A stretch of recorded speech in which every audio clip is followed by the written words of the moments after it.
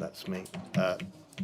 Good evening, ladies and gentlemen, and welcome to the Planning Committee. I've got some blurb to read out, and I'll do that. Excuse me if I'm not looking at you while I'm talking. So, good evening, and welcome everyone to the evening's planning meeting of the Planning Committee on Thursday, 23rd of July, 2026.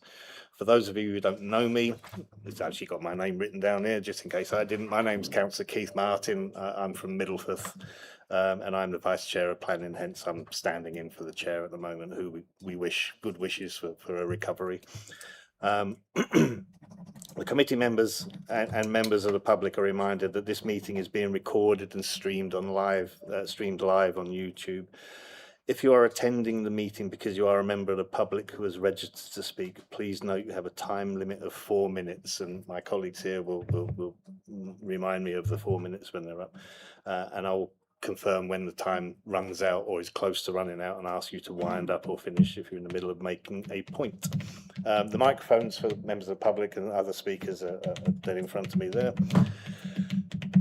During the debate, can I ask that when members wish to speak, you press the speak button on your microphone and it will turn green. I will then be able to see who's waiting and what order, and I'll invite you to speak as it happens, and your microphone will turn red when you're live.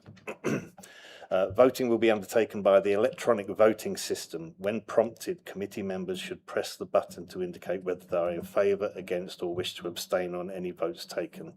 The outcome of any votes will be shown on the screens around the room and confirmed by our legal officer, Alex. Please can you ensure that mobile phones are on silent or switched off. We're not anticipating the fire alarm, but we may be anticipating bagpipes. So there's another event going on in another room, a memorial event. So we're not expecting it. So if you do hear the fire alarm go off, then if you just follow the instructions, there's a fire exit there, and it may be this side as well, just in case we are where we are. And I think that's it. And thank you, everyone. If I can ask everyone to introduce themselves, I'll start with myself. So my name's Councillor Keith Martin. I am the Middlefirth Ward member. So I'll go to my left. Elizabeth Thornber, Head of Planning and Enforcement. Name Catherine Thomas, Planning Manager. Senior Planning Officer. Good evening, Charlotte Greenhouse, Senior Planning Officer. Good evening, Councillor Pritchard, Ward Member for Lostock Hall. Good evening, Councillor Angela Turner, elected member for Broadoak Ward, Penwitham. Councillor Peter Molyneux, Samlesbury and Walton Ward. Councillor Peter Pillinger, Buckshire and Worthing Ward. Good evening, Councillor Phil Smith, and I represent New Lumpton and Hutton East. Good evening, Councillor James Gleeson, Cat Green, Gregson Lane. Good evening, Councillor Mary Green, Councillor for Moss Side and Midge Hall. Good evening, Councillor Hayden Williams, representing Leyland Central. Ben Story, Democratic Member Services Officer, supporting the meeting this evening. Alex Jackson, Legal Services Team Leader. Okay, thank you very much. So we officially open the meeting now. Have we got any apologies for absence? Yes, Chair, we got 2 apologies. Councillor Elaine Stringfellow submitted apologies, as already mentioned, and also Councillor Chris Lomax has submitted apologies, with Councillor Leslie Pritchard standing in for Chair. Thank you. Thank you, Ben. Do we have any members have any declarations of interest? Councillor Williams. Yes, possibly in relation to item 8, land adjacent to Balfour Court. This may be a Leyland Town Deal application. I'm a member of Leyland Town Deal Board, but I have no position of control or influence. Councillor Mary Green. Yeah, I'd like to declare an interest, a non-registrable interest. It's not pecuniary or anything, but I've been advised to leave the room while the application's on. Which one? The first one, the number 6. Yeah. Okay, thank you for that. So, anyone else before we move on? if you do come across anything, please let us know as soon as possible. And obviously you have the right to register them later if you need to. Item number 4 is minutes of the meeting held on the 18th of June 2026. Members who weren't here still have the right to vote on that. So I have the minutes for our meeting in front of me. Do we have a seconder? I'll take Councillor Phil Smith on that. So do we have approval for that? Oh, I don't know. Are we? Okay, we're all new. Okay.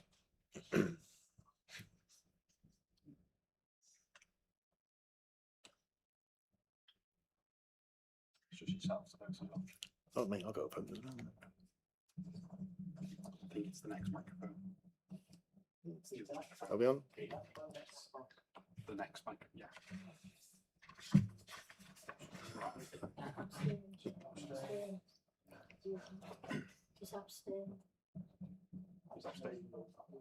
No, you have. Yeah. Okay. Okay. All right.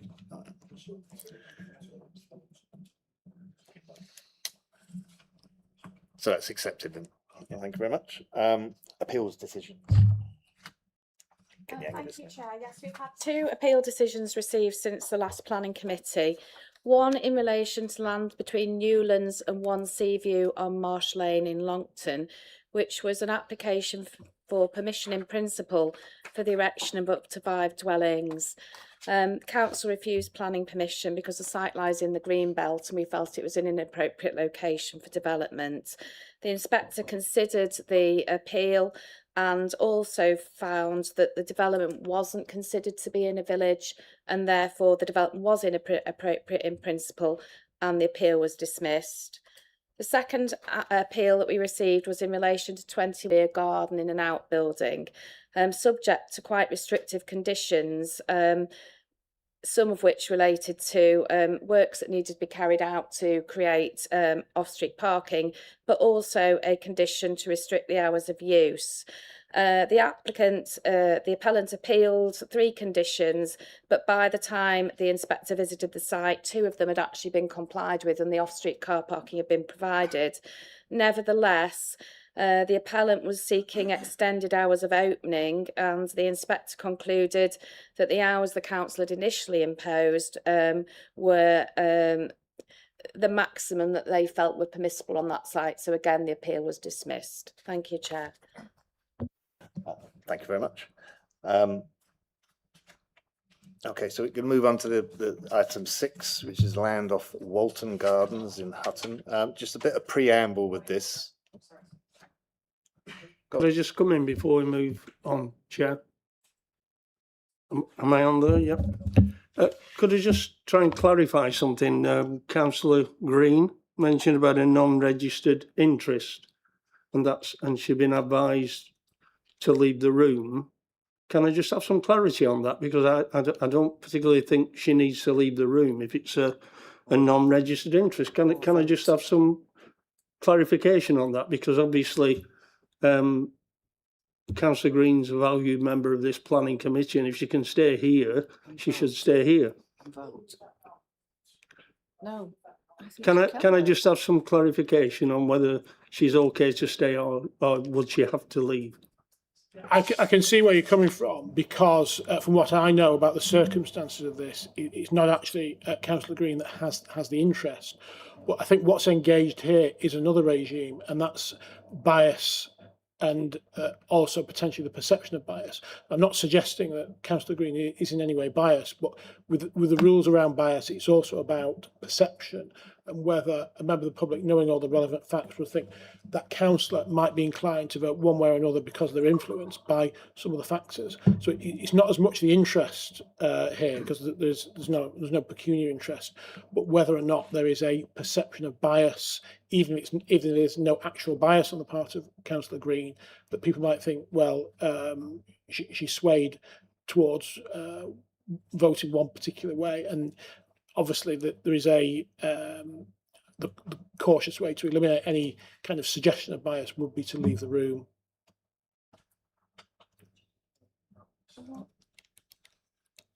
not very clear to me that. So Be acceptable for staying but don't vote. That might be seen as seeking to influence the decision in some way if you were to stay in the room. I think you either, yeah. I mean, if you were not taking part, it would be better not to stay at all, so that you won't be seen to influence the decision. Yes. Excuse me, Chair. Councillor Turner. I'm still really unclear about this. So are you saying that if a councillor shows bias towards a planning application, and there is obviously a category of examples of being biased, and you find that out or they declare it, they can't vote? Between predisposition and bias, predisposition is absolutely fine. So you can say, actually, I'm in favour of this application, and you can still sit on the committee, or I'm against it. But as long as you're being prepared to be persuaded by other arguments and give the applicant a fair hearing, that's absolutely fine. But bias is something stronger than that, and that's where a member who's voting has set their mind for or against it and has a fixed position. So it's something much stronger. So I think you might be referring to predisposition, we being inclined to vote one way or another, which is absolutely fine. But a bias is something more strong than that, where a member has got has already determined the application, in effect, has already come to a settled view. Sorry to push this. I just need to make absolutely sure that I understand this. So clearly you're saying this councillor has shown bias.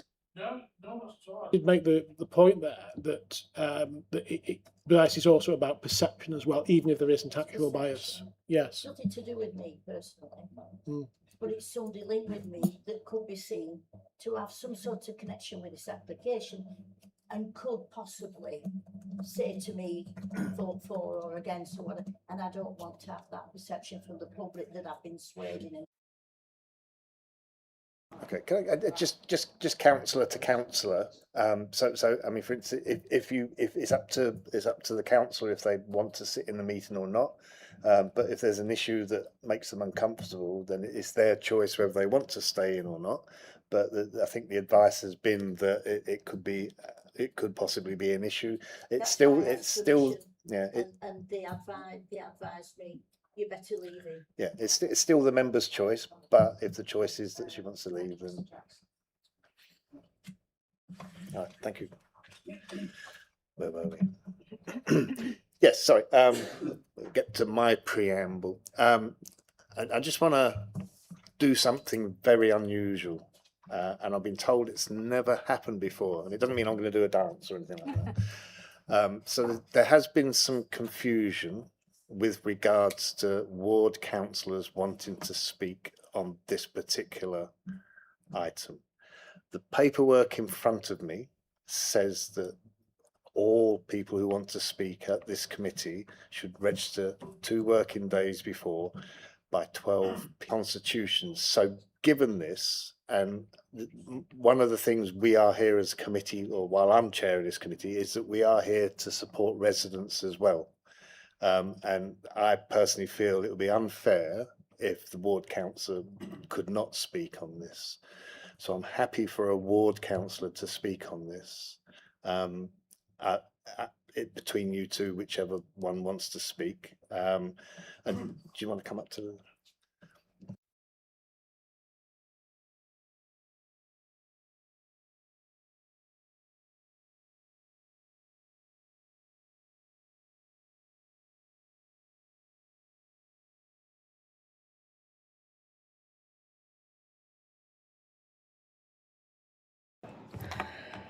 Thank you, Mr. Chairman. Can I put it this way?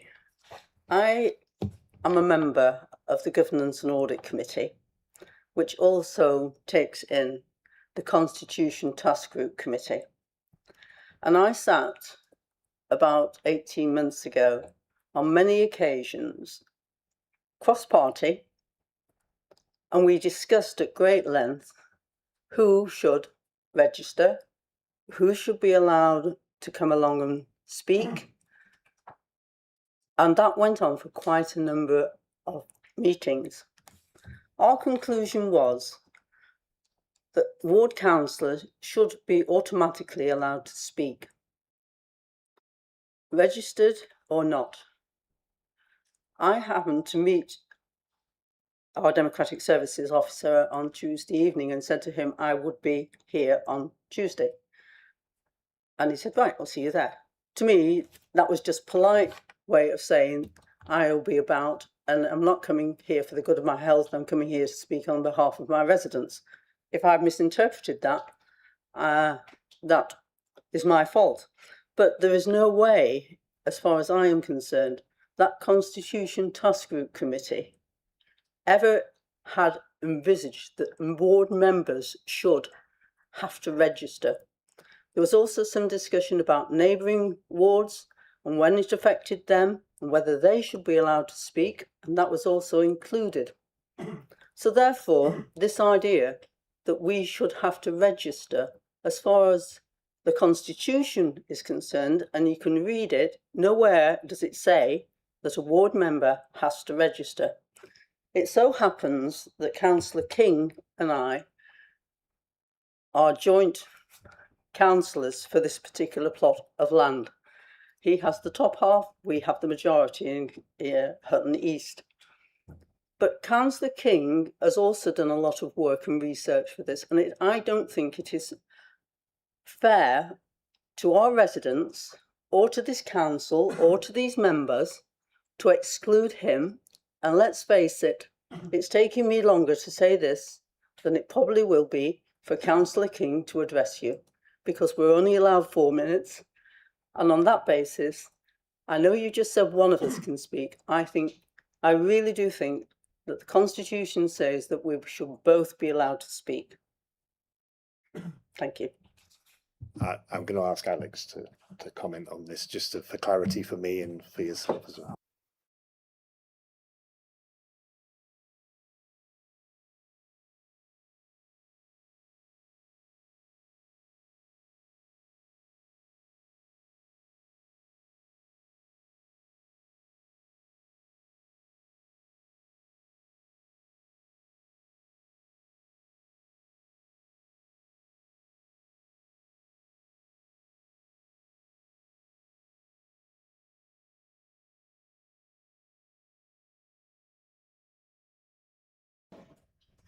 Sorry, yeah, thank you, Councillor Smith. You alluded to our conversation we had on Tuesday evening, and I think I took that ambiguously, I think, from the sound of how it was worded in terms of, and I appreciate you were going to attend, but the explicit, whether you were registering to speak, I don't think that, where there's been some miscommunication, so I'll just leave that point there. In terms of the Constitution Working Group and the Audit and Governance Committee, when they assessed the Constitution around 18 months ago, before it was approved, I appreciate there were some comments around potential changes and proposed changes or what different members would like to see. Ultimately, the council decision to adopt the Constitution, I think it was May last year, is what we are basing the procedures that we've followed since that, in terms of registering to speak at 12 PM, which has been practiced for a number of years before that updated Constitution last year. And returning to the initial sort of a query around speaking arrangements, I do believe the monitoring officer has been in touch with Councillor Phil Smith earlier this afternoon to confirm her advice around that point, which aligns with sort of the approach that's been taken this evening. If there is any, I don't know, future potential changes, that's probably not the avenue to discuss it in this forum, but obviously speaking to our monitoring officer at a later point. But I'll leave it there unless Alex wants to jump in about anything.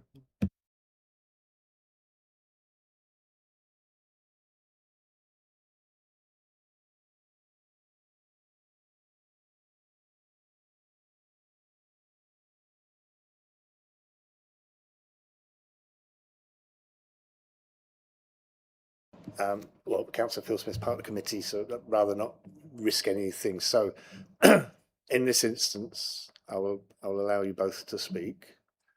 However, we must enforce the fact that it does say there is a writing in the Constitution that allows you to register before a certain time, as members of the public does have to, and myself and anyone else who wants to speak at committee. The reason for this, I feel it would represent the residents in this committee better to have you speaking than not, and it may be unfair to the residents if you are not. So that's the way I'm thinking with that. So as it stands, I'm happy for you both to speak, but what we need to do is look at this outside of this committee, and make sure that any ambiguity about this is completely cleared up. Thank you, Mr. Chairman. And sitting on the committees I do with you, I know that you're always fair. And you do take a very pragmatic view to these things. And in this instance, it would, I think, be very pragmatic to let us all get on with the meeting and let us both speak. And we can take this up with the Constitution Committee at the next meeting. Yeah. So if that would be my suggestion, that we both are allowed to speak this evening. And certainly, if I didn't give the impression I was coming here to speak to Ben last Tuesday night, I'm sorry about that, but I didn't realise, and I certainly still don't agree with you, that I should have had to register, and that's the whole point. So therefore, I wouldn't have said to you, I'm coming to speak on Thursday night. Okay. So is that okay? We can both speak? That's fine. You'll have 4 minutes each exactly. So. Very much. Oh, yeah. Is that I just last round? Okay, so we're going to carry on with item 6 now, and I believe Charlotte's going to do the work for us on this initial part. Thank you. Thank you, Chair. Yes, this application relates to a residential development of 159 dwellings, which includes 56 affordable dwellings with associated landscaping, public open space, car parking, access at land off Walton Gardens, Liverpool Road in Hutton. This is just the location plan, and this one is a little better to see. It's the surrounding area site context aerial image.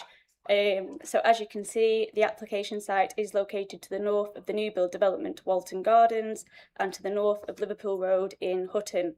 The aerial image here shows Liverpool Road to the south, with Hutton Grammar School on the opposite side of the road to the south, the public car park and adjoining open space adjacent to the Walton Gardens development, the access into the site, which is via an existing vehicular field gate, and a line to show the existing public right-of-way, which runs through the centre of the site in a north-south direction and continues into the fields northwards beyond. So here we have some site photographs. If I run through these from left to right, starting on the top row, it is Hutton Grammar School, which is located on the opposite side of the road. And then the next two photos are the access into the site through the Walton Gardens development. The bottom left is the car park adjacent to Liverpool Road. And then the bottom two are views into the fields, just standing at the gate, with the bottom right hand side showing the hedgerow which is to be retained on site. The top left photo here shows views out towards the properties on Liverpool Road. The next two are views out towards the Walton Gardens development. And then we have another image of the field, an image of the pond which is to be removed, but as you can see is now dried up. And the bottom right one is views out towards the residential properties on Fens Way. And then we just have some more photos just to show the Walton Gardens development and their open space to the northeast of their site. Moving on to the current policy position, this image is an extract from our online mapping system of the South Ribble adopted local plan. This shows that the site is wholly within the settlement boundary of Hutton and is covered by policy G4 of the adopted local plan. The site, as you can see, is located fully outside of the green belt, and the image also shows the former housing allocation for the Walton Gardens development, which has been built out and is fully completed. Moving on, the next slide here shows an extract from the emerging Central Lancashire local plan, which has undergone a public examination in previous months. This indicates that the site has been identified for housing development under housing allocation HS 3.6, and this has been through the examination stage with the inspector. The site is fully within the settlement boundary of Hutton, and the Greenbelt boundary is outside and to the immediate north. Moving on to the proposed site layout, you can see the vehicular access point of the Walton Gardens development. This then leads to the designated public open space, which also contains a small electricity substation. The site also maintains the existing public right-of-way through the centre, which will be enhanced to a 3-metre wide shared footpath with pedestrian connections leading from the residential cul-de-sacs. The scheme will be laid out in an estate-type development and will be served by a network of estate roads and private driveways. A total of 16 different house types are proposed, comprising of 1, 2, 3, 4 and 5 bedroom dwellings, and these are detailed within the schedule in paragraph 4.3 of the officer report. Dwellings will be a mix of detached, semi-detached, mews and masonette style properties with a maximum 2-storey height. All dwellings will meet the nationally described space standards and M42 standards for accessible and adaptable dwellings. 3 of the proposed dwellings will meet the M43 wheelchair user standards.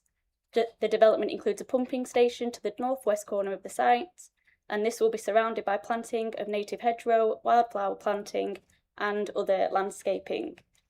New tree and hedge planting will also be provided throughout the development. The proposed development will have an appropriate relationship in regard to neighbour amenity, both in terms of spatial separation distances and between the proposed dwellings and existing residential properties along Liverpool Road to the south, the Walton Gardens development and Fensway to the east. This slide shows the affordable housing provision with the policy requirement of 35% met and provided. The scheme includes 56 affordable dwellings and includes a mix of 1 and 2 bedroom properties. As I've tried to highlight on this plan, the affordable housing units will be provided in small clusters throughout the site. There are a number of constraints which are associated with the site, which are mitigated by condition and Section 106 agreement as discussed within the report. Since the submission, the scheme has also undergone some amendments which have resulted in there being no objections from statutory consultees. In regards to the dwellings themselves, there are a variety of different house types in terms of architectural style and design, which are shown on this materials plans with the different colours on there. The dwellings will either feature light or dark facing brick with some part rendered or full natural white render. Decorative stone sills, brick banding, front gables and canopies will also provide interest on some properties. And this is more clearly shown on this street scenes plan, which as you can see, the dwellings are 2-storey units and typical new style build properties.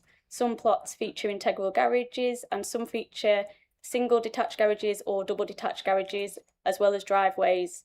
All off-street parking is provided in line with the council standards and all dwellings will be provided with EV charging points. I've also included the proposed house type plans, which I'll just quickly flick through just to give you an indication of the properties proposed. And here we've got the garages as well. And we just end on the affordable housing units here.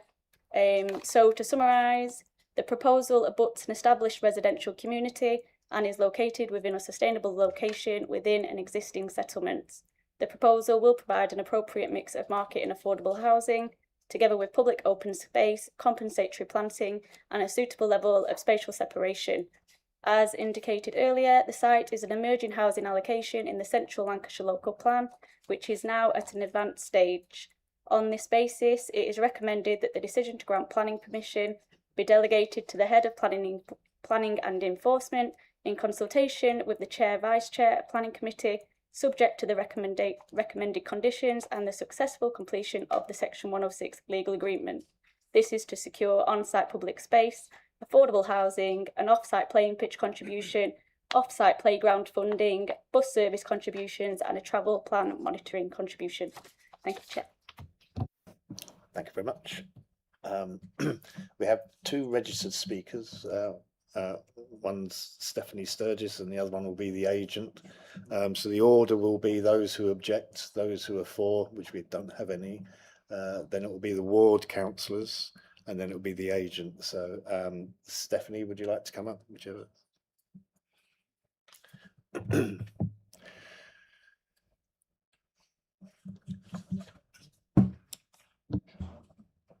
Wrong button.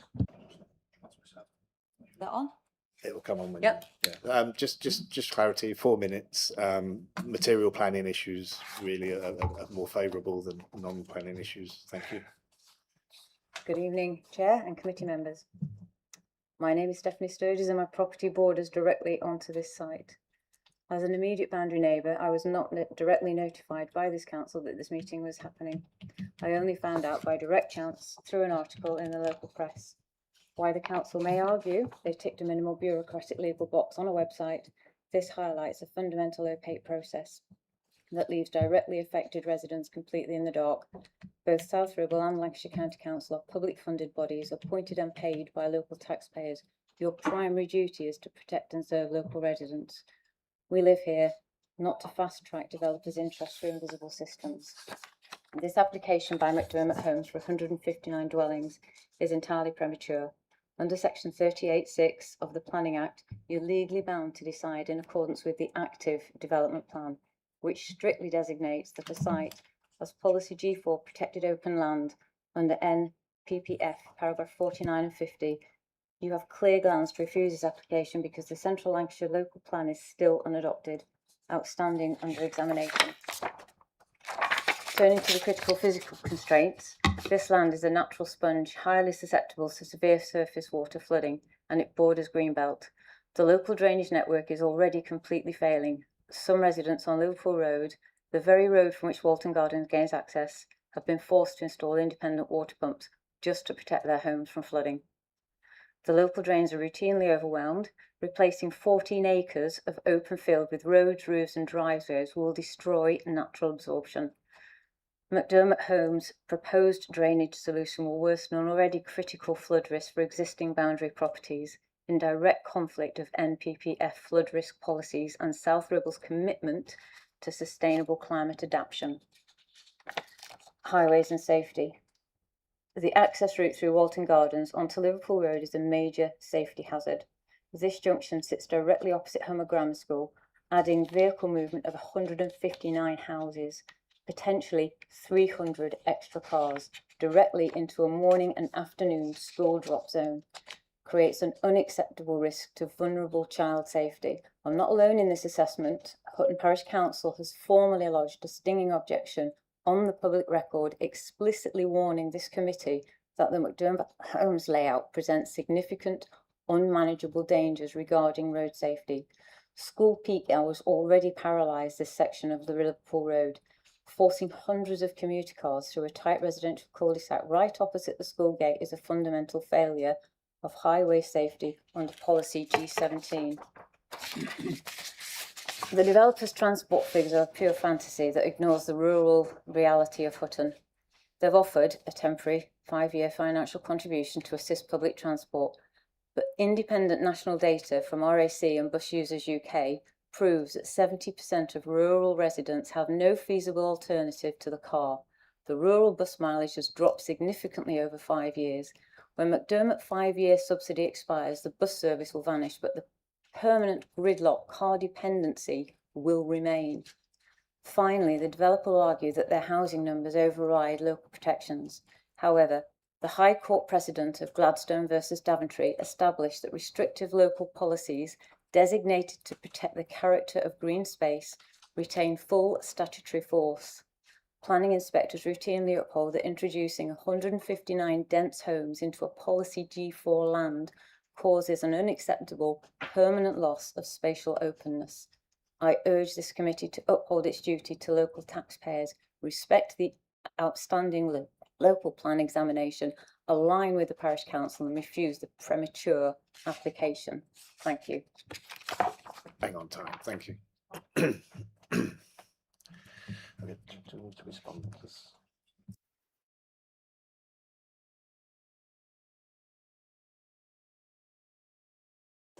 Comment on some of those matters that have been raised by the speaker. So firstly, in relation to the fact that there are potentially clear grounds for refusal, because the application doesn't accord with legislation and it doesn't accord with the council's current local plan. I think your report addresses this. The site is currently identified as protected open land, and the protected open land policy is so restrictive now, it is more restrictive than national Greenbelt policy. And for those purposes, we are therefore of the view that that policy is out of date. And when that policy is out of date, then effectively for decision taking, that brings into play paragraph 11D of the NPPF, which effectively says that you're then looking at almost like at a tilted balance, where there is no strong reason for refusal in relation to this case, and therefore the fact that the particularly relevant plan policy is out of date now, then you're actually just looking at sustainable development and making an assessment on that basis. And we can come back to that once we get into the discussion of the application. In relation to flood risk, you'll be able to see that as part of this application, we've given considerable consideration to flood risk and drainage matters. We've consulted widely and we've consulted the council's advisors in this respect, and they are of the view that the development will not result in a flood risk off the site, and the drainage arrangements that are proposed are acceptable. Again, in relation to highway safety and congestion, you will see that we've consulted the Highway Authority at length in relation to this application, and they have concluded that there is no sound basis to refuse the application on highway grounds. They've recommended a number of quite restrictive conditions in terms of highway improvement works that would be secured through condition, and obviously the Section 106 agreement that the speaker has referred to in relation to bus service payments. In relation to policies regarding green space, this site is not allocated green space and it is not allocated as green belt. It is land within the settlement boundary. So I think we'll just leave it at that for this point, Chair. Thank you. Thank you. We now have the ward councillor. I'll ask Councillor Margaret Smith to come up.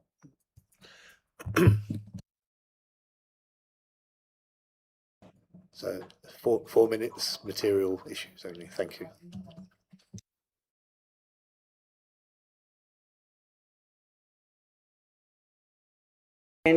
Ladies and gentlemen, a number of issues have been raised already this evening, so please forgive me if I overlap slightly.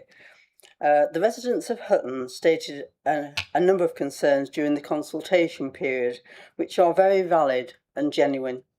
The first concerns that I have, I'd like to ask the committee to look at the layout of the site.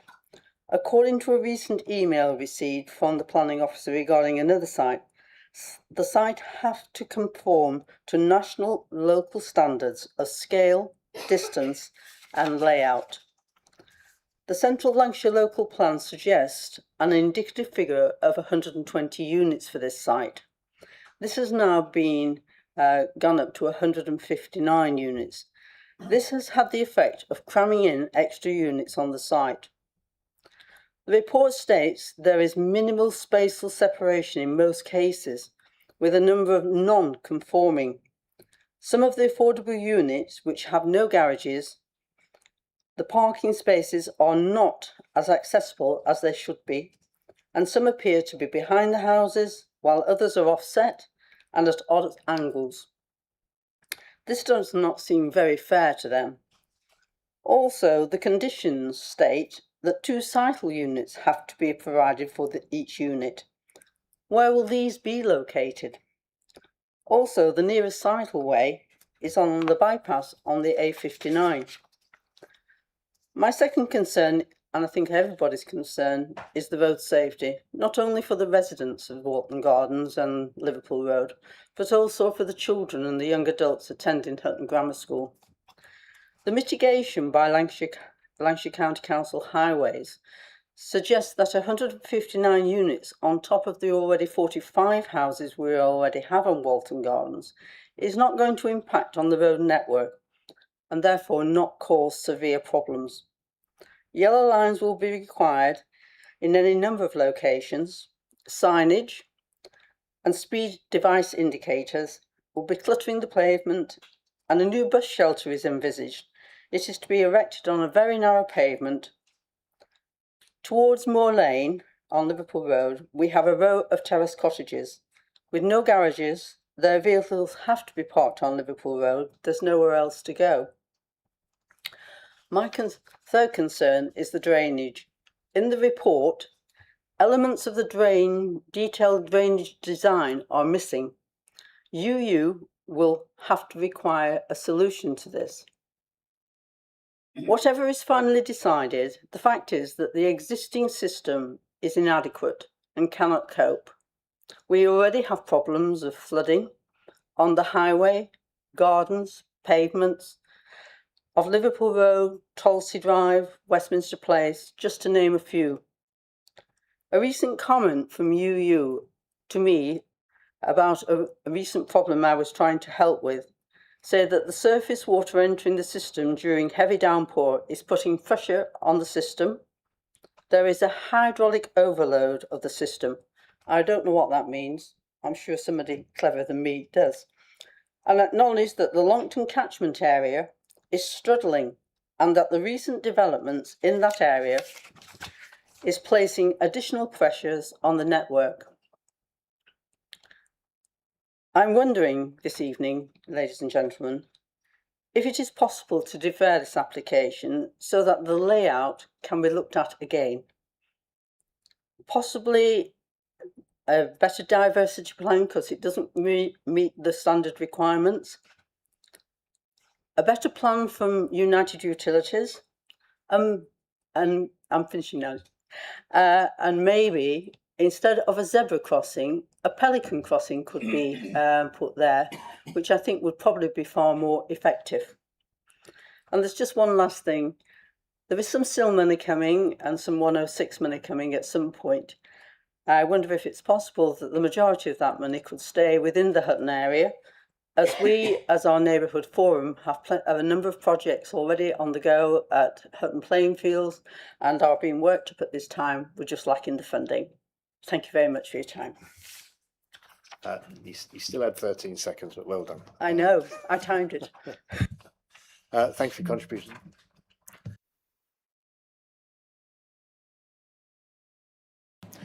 Okay, Councillor King, if you come to the floor. Push the microphone when you're about to start to speak, and it's 4 minutes as before, and material issues, please. Thank you.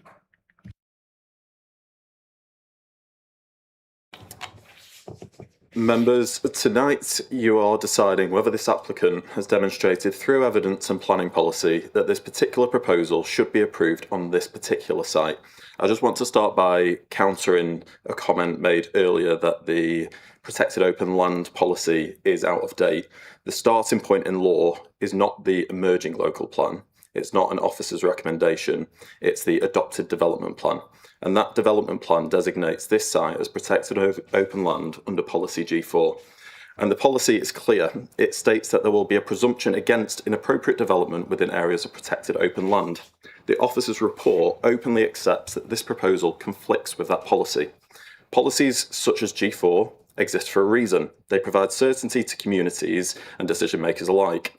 If the committee is to depart from an adopted policy that clearly presumes against this form of development, the justification for doing so should be compelling. And in my view, the evidence before you does not hit that threshold. To justify departing from policy G4, members are being asked to place greater weight on an emerging local plan.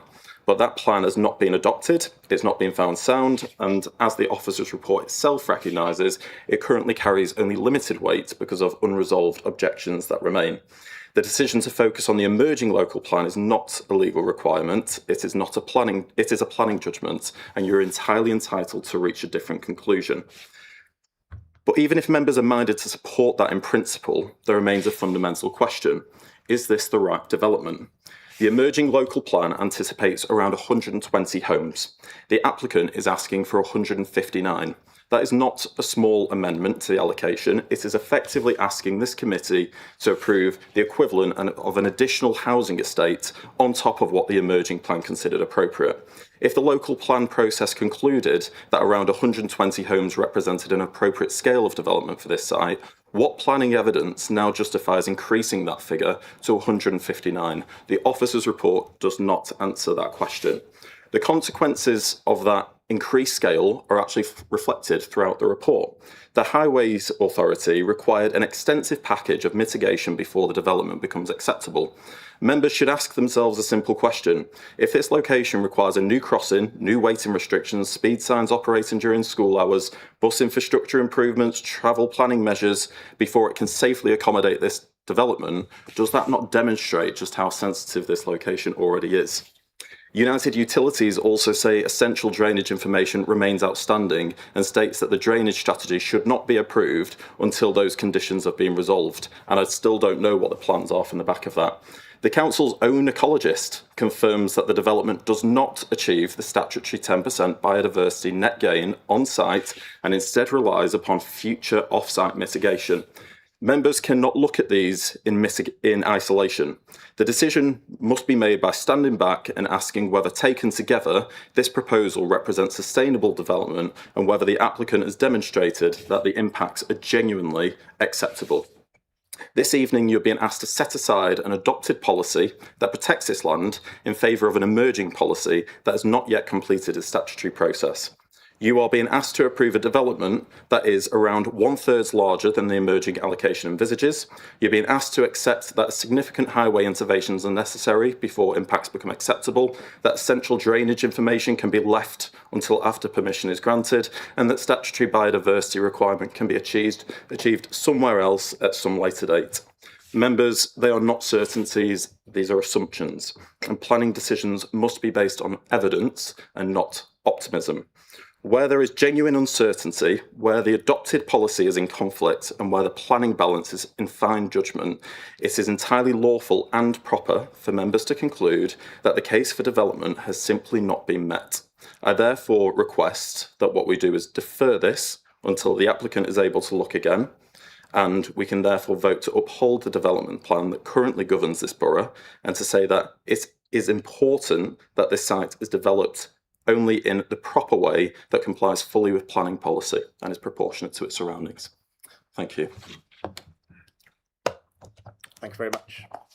30 seconds left, so filled your boots. So, okay, I'm going to ask for some guidance on the comments from elected members. Thank you very much, Chair. Here.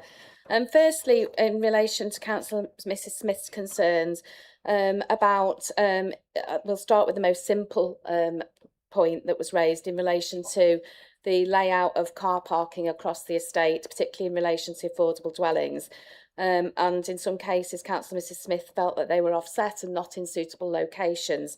However, I have got the layout plan in front of me, and I do consider that the car parking layout proposed is acceptable, and the proposed car parking spaces for the affordable units are in close proximity to those units. In relation to off-site cycle parking for those properties, you'll see that there is a condition imposed. It is not unreasonable to require affordable housing providers to put a shed in the rear garden with secure cycle hooks or racks in that shed, and that's a common approach that's taken in affordable housing schemes. In relation to the number of units that are proposed on this site, it is correct to say that the proposed allocation in the emerging local plan said in the region of 120 units. That was a suggestion from officers based on having a look at the site, but it is not binding on potential applicants, who also have to bear in mind that the NPPF carries more weight and significance than the local plan, and what that directs applicants and local planning authorities is to make effective use of land. And you'll see that the overall density of this site is in accordance with the densities that we would expect in more rural areas of the borough at about 27.5, and given that, it is considered that the scheme is acceptable in terms of its density. Comments were made in relation to the interface distances, and you'll note in the report that there are satisfactory relationships with the surrounding existing properties, and whilst there are some very small shortfalls in separation distances within the site, they tend to be in properties where there are offsets, and so we consider that overall the layout is appropriate and does make effective use of land. In relation to comments about drainage, it isn't uncommon to have not to have a fully worked up drainage solution at the planning application stage, because the principle of granting planning permission subject to conditions is completely appropriate for technical matters like drainage, because the applicant will go away and work up a detailed drainage scheme, which will then be submitted to the lead local flood authority and United Utilities. In this particular case, they are not proposing to connect to mains drains. It will be attenuated and go into a watercourse, so it will not overburden its existing drainage in terms of surface water, and it will not result in additional flood risk in the vicinity of the site. I think the keys here are in relation to there were comments about biodiversity net gain and not providing that on site. There is no requirement in legislation for BNG to be provided on site.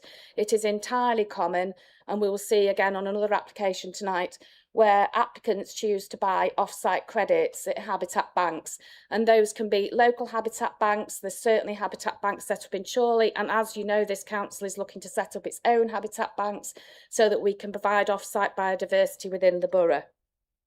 I think the main point to raise here is the Councillor King's queries about looking at this as we should be looking at it in terms of our current local plan and the allocation for protected land, and not the emerging housing allocation. And you'll see in the report, we do only give limited weight to the emerging local plan. But what we're saying is that our current protected land policy is now out of date because it is more restrictive than national Greenbelt policy. Nationally, in the Greenbelt, you are allowed to develop or build, or there are numerous other forms of development that are acceptable nationally than what is listed in our protected open land policy, and therefore it cannot be justified any longer, and that's clear in the report. So what that means for decision taking is that we, as I said previously, the presumption in favour of sustainable development is engaged in paragraph 11, and for decision taking this means approving development proposals that accord with an up-to-date development plan without delay. Well, it's not that part, it's the second part, which says where there are no relevant development plan policies or the policies which are most important for determining the application are out of date, granting planning permission unless the applications of policies in this framework that protect areas of assets of particular importance, which this is not, provides a strong reason for refusing the development proposed, or any adverse impacts of doing so would significantly and demonstrably outweigh the benefits when assessed against the policies of this framework taken as a whole. So in this particular case, what we're saying is the protected land policy can no longer be justified and is considered out of date, and therefore the tilted balance is engaged and there's a presumption in favour of sustainable development. I think members were sent an email from committee services to say that we fully expected the new NPPF to come out last week. Now that hasn't come out, but the draft version again effectively indicates that within settlement boundaries, which this site is, there will again be a strong presumption in favour of sustainable development. So I think we'll leave it at that for now, Chair. Thank you. Thank you, Catherine. Anyone else want to make a... Yeah, okay. I'm going to invite the agent, is it Graham Love, to speak. Thank you. Same rules, 4 minutes. Thank you. When you're about to start, press the button.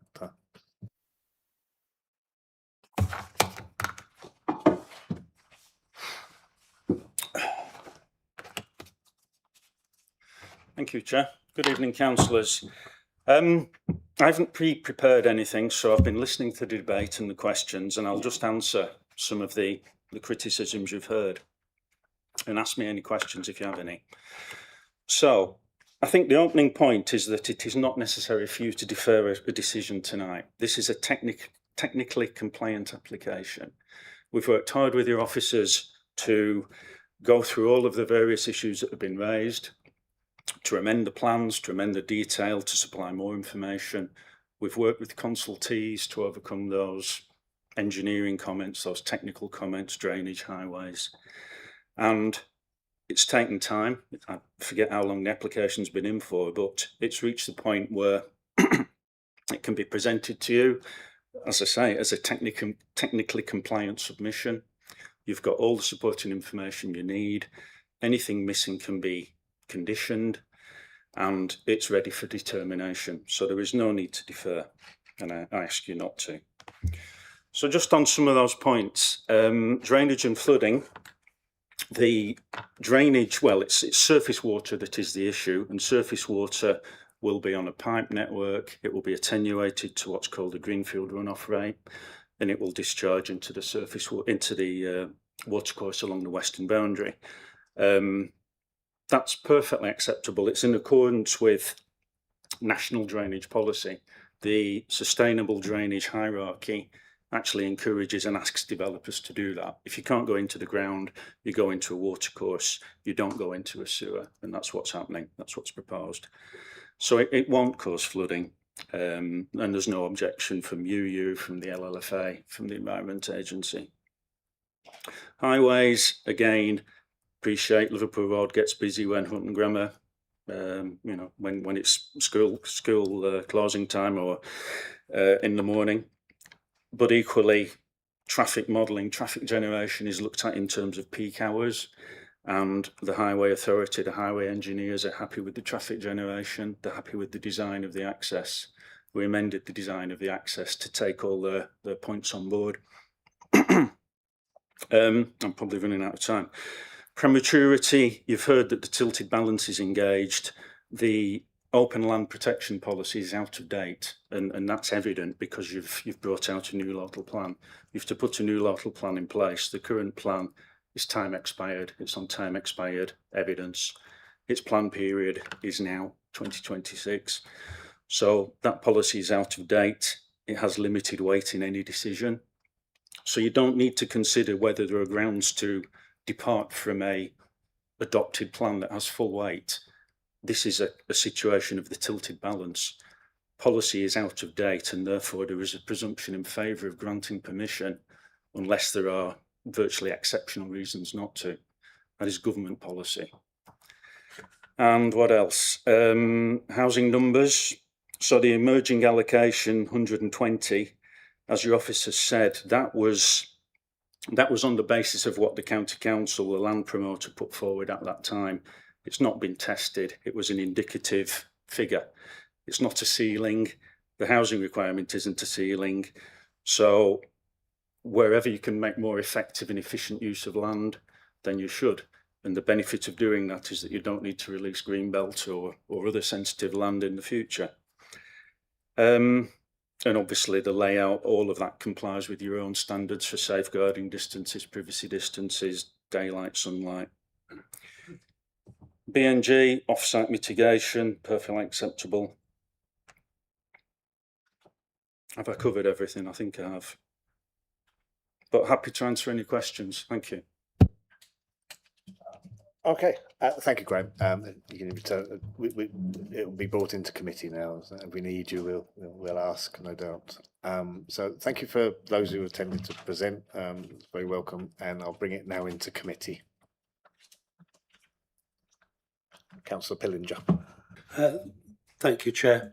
I'm looking at the plan and wondering how the attenuation of the runoff is going to be done. I realise that the River Douglas is fairly near, so water can be pumped out of this site to flow into the Douglas, and at the speed according to the developer of the attenuated to field flow off levels. When you have such a densely packed group of housing like that, there's a fair bit of attenuation. I would normally expect to see an attenuation pond of some sort on the site, but there isn't room, of course, for that, unless I'm mistaken.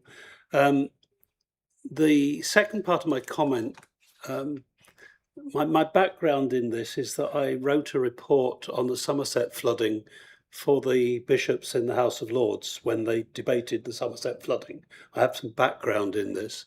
What happens when there is a spring tide augmented by a low pressure with a lot of rain.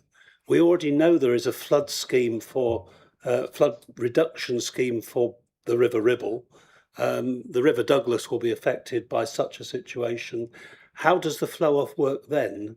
Because even if it's attenuated, it won't have anywhere to flow to if the Douglas is already flooded. Thank you. Thank you, Councillor Pillinger. Do you want to take a few? Yeah, Councillor Williams. Thank you very much, Chair. I'm having a good look at this. You know, on first glance at this, houses in Hulton and what the mix of houses that are proposed, the 1, 2, 3s and 4s, I think, yeah, great, brilliant. The affordable housing thing on it is 1 and 2 bedroom houses. Hulton and all areas need 1 and 2 bedroom houses. You know, there's a fantastic need. It really does meet a lot of the requirements that any development will put on it. That's at first glance.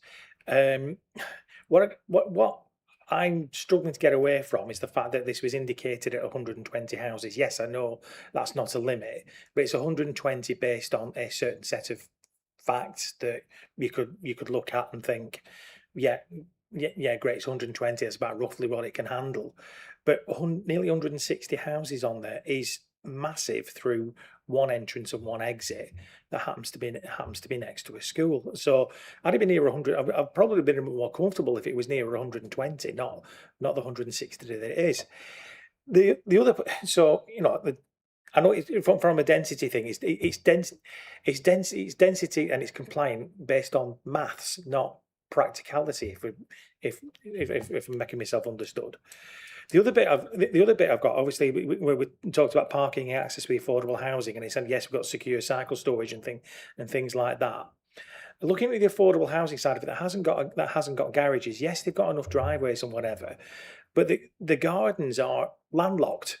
There's no access into the middle of those gardens to get cycles in and out. There is nothing there. And if you actually have a look at some of the house plans for the affordable housing, the proposed one, especially let's have a quick look. The Sawley, I think, is a Sawley. No, actually, no. The Salisbury is a classic example of that. If it's landlocked, you're going to have to bring a cycle through the house. Now, through the house, you've got to go through the front door, then through the hallway, through the lounge. Well, you've got the front door, then another door into the lounge, then another door into the kitchen, and out through a patio door. Now, I've come tonight on my push bike. There's no way I could get a push bike through that house. So how, if you're providing secure cycle storage, is something going to get from a garden shed into that house? So I'm just wondering whether, it's a condition we can put on, but in practical terms, it's irrelevant because it's just not achievable. So I have nothing in principle against a place being developed, and obviously we're going to go to the new local plan anyway very, very shortly. So even if this was going to get stopped for 3-4 months or 6 months, whatever it is, it would become a housing allocation in 6 months anyway. So that type of thing is relevant, but I can't get away from the fact there's too many houses on it, and the layout, I think, is just been squeezed together. So I'd be interested before I propose anything. I just want to see what everybody else is doing, and see if there's any answers to those questions. Okay, thank you. Is there anyone else want to speak? Councillor Gleeson. Yeah, it's just a couple of points that may have already been cleared up. I might have missed it. I don't know. So the NHS estates have identified that there will be extra pressure on the GP services. Has anything been done to deal with that? Has the Section 106 agreement been used to deal with that? And also the Lancashire Education, although they're not requesting a contribution, can officers confirm that the school does have the capacity to deal with the extra housing and the extra children that will be in the area? Thank you. Chair, yes, so there's been a number of points raised there again. Some were quite detailed from Councillor Pillinger in relation to spring tides and the impact there. The fact is that this site will have attenuation underground so that it will be able to store surface water in the event of a heavy surface water episode, the water will be stored on site in underground attenuation, which can either be an attenuation tank or oversized pipes. And it will then, through a hydrobake, be filtered down into the watercourse at Greenfield runoff rate. So those details will come forward in great minutiae. You can see the wording of the conditions that the lead local flood authority impose, but we can be satisfied that there will be no impact in terms of off-site drainage or flood incidents as a result of the drainage scheme that's being proposed here. In relation to the 120 houses near the school, or 159 houses near the school, etc., and the one way in and one way out, the Highway Authority looked at this site in detail. Obviously, from what I understand, it was a site that belonged to Lancashire County Council, and they always had sort of an inclination to try and sort of bring it forward. And obviously, so even at the plan making stage, they were looking at whether the access could be achieved, whether a one way in and one way out access would be acceptable, and concluded that it would. Again, the speaker, the agent, has indicated that 120 was just a figure that was identified. It's unlikely that any of the figures in terms of proposed housing allocations will come forward with exactly the number of houses that we've suggested might be appropriate. There will be variation, which is why it says circa. But irrespective of all of that, the NPPF is really clear that you have to maximise the use of land. So therefore, if a scheme comes forward that has a higher density, and when the new NPPF comes in, they will be looking for even greater densities on sites. So this at 27.5 is quite modest in terms of the number of units that are being proposed on that land. In terms of some of the affordable housing and whether there's access to the rear, you'll be able to see from the plan, I'm not sure if you can put it back up, but there are rear access points to some of the affordable houses which would enable access where they're mid-terraced, etc. So in terms of the extra pressure on GP services, Councillor Gleeson, you'll see that that is referred to in the committee report. It is not uncommon for this council and other councils in Lancashire to receive a standard letter from the CCG indicating that they would like a financial contribution. Unfortunately, and we've got some work to do here with our partners in the CCG, they have not been able to identify where specifically that contribution could be spent. And therefore, because it is very open-ended, it cannot be considered to meet the SIL tests. And that is a standard approach that's been taken across various authorities in Lancashire. And we know we need to work with our partners in the clinical conditioning group and the NHS to actually be more robust coming forward in the future. And in terms of education, I actually asked the case officer to go back to the Education Authority only a couple of weeks ago because I wanted to be absolutely certain that they were confident that no contribution was required. And so although they provided that advice to us several months ago, I wanted to be certain before I brought it before committee that they were confident in that view, and they did reiterate that there is no contribution required, and therefore they are saying there is sufficient capacity within schools within the vicinity of the area to accommodate growth from this site. Otherwise, and you'll see when we bring other sites forward, certainly in some of the Leyland sites, they are asking for quite considerable contributions. So it is bespoke to the location of the site, and there is a set criteria that they work through in order to make that assessment. Thank you, Chair. Thank you, Catherine. Councillor Turner. Thank you, Chair. Just picking up on what Councillor Williams said about the bicycle access. And I think you said that there are, against each of the properties appropriately, there is an access round the back. I think that's what you said, yeah. So because you've just made me think about the bins. So there will be obviously brown, maybe. There's going to be a couple of bins and boxes for the recycled waste. So is that going to be sat at the front of these houses, or is it going to be at the back of the houses, and the access is sufficient enough to bring those bins out and put them back in? Thank you, Chair. Thank you. Councillor Smith, did you want to speak? Yes, I will, Chair. Thank you. On several things, really, I suppose. I'm going on the back of access to the particular properties. I've obviously have a larger plan and looked at it in great detail as it's in mainly in our ward, and I've been to a couple of parish council meetings to listen what residents have to say, and indeed listen to what the parish council has to say. I've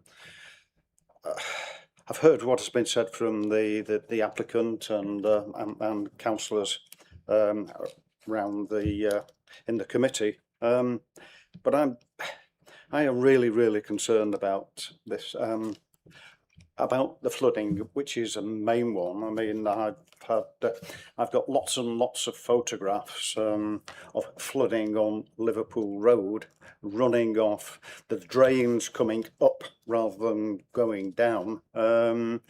I've got residents that have actually had the houses flooded and now moved house because that's existing.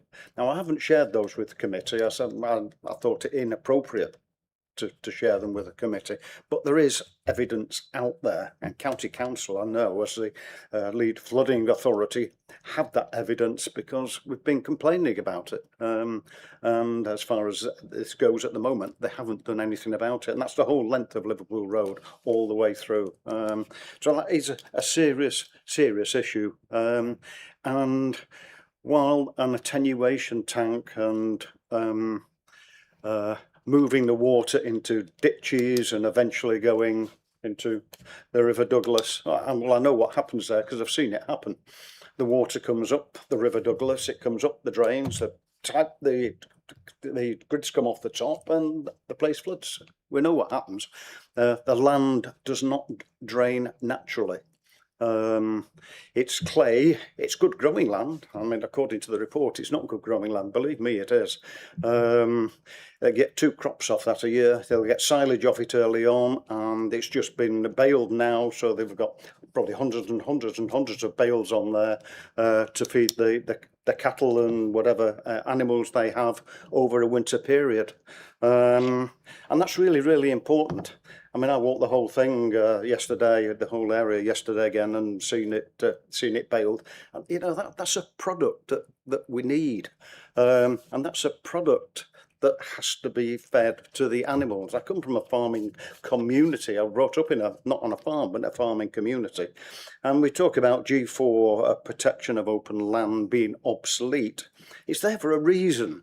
And that policy might be obsolete in it. From what you're saying, and I take your word for it, it's obsolete. But it does indicate, and it should indicate to the committee and everybody that there's some reason for that, to have a G4 policy. The reason is that we need to look after it for the farming communities, for the production of food and in that area. So that's a really important. And once you've got houses on it, you're losing how many hectares, 5, 7 hectares or whatever it was of land. Where is that product going to come from? Where is it going to come from? They need it. It's there. With regard to too many houses, well, there is too many houses, and we can discuss about 120, we can discuss about 150 or whatever it might be. But 120 will be a reason for 120. The site itself can't agree its biological net gain. If there were less houses, it'd be a lot easier to get there on site, and that will be the real benefit. Why have it somewhere else? Why buy net gain from somewhere and transfer it to somewhere? This is absolutely ludicrous. If we ever want to achieve it properly, we've got to achieve these things on site. And it's absolutely mandatory that they do achieve it.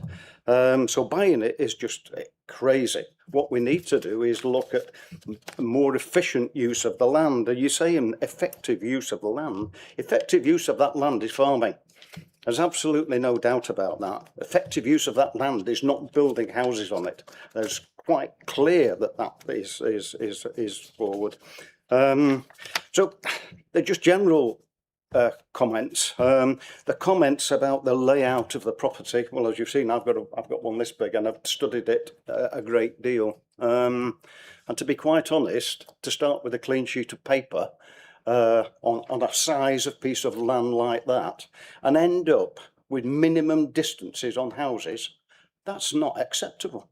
That is not acceptable in any local plan at all. You've got parking spaces of houses in the back gardens.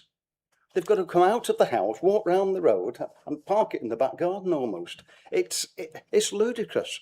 It's absolutely ludicrous. So whilst I would support refusal on this, and I have to say refusal for the various reasons are, I could also support a deferral on it, so we can have a real look at this as to whether it's acceptable or whether it isn't acceptable. Members of the committee won't have seen what I've seen round there. We live close to it, so we're out there every week. So, deferral would be an option, and I'll listen to what members have got to say after I've spoken on, or what indeed Catherine has got to say after what I've spoken. I'll listen to that very carefully, Catherine. So at the moment, I'll hold my peace for a second and then listen to what's being said round the table. Thank you, Chair. Thank you, Councillor Smith. I'll ask Catherine to respond. So just coming back to Councillor Turner, would it be possible to put the site layout plan back on that screen? Just so that we'll come back to you, Councillor Turner, if that's... Oh, have we got it? So I know that's really small scale, and the affordable housing that we've talked about is in clusters. Can you show on the other plan where those properties are? So in relation to those properties, it's fairly mandatory for housing associations to ensure that their properties have access to the rear. So for example, properties that are on the end of terrace, if we take the bottom right hand corner as an example, have a side path that goes up to the first 3 properties, and then the other property would have access down its own side, and that would enable access to the rear garden for those properties for bin storage purposes and for cycle storage purposes. And that's common in terms of the standard of property that housing associations would look to take. So hopefully that addresses Councillor Turner's concerns. In relation to Councillor Smith, there are obviously a lot of comments there made at Councillor Smith.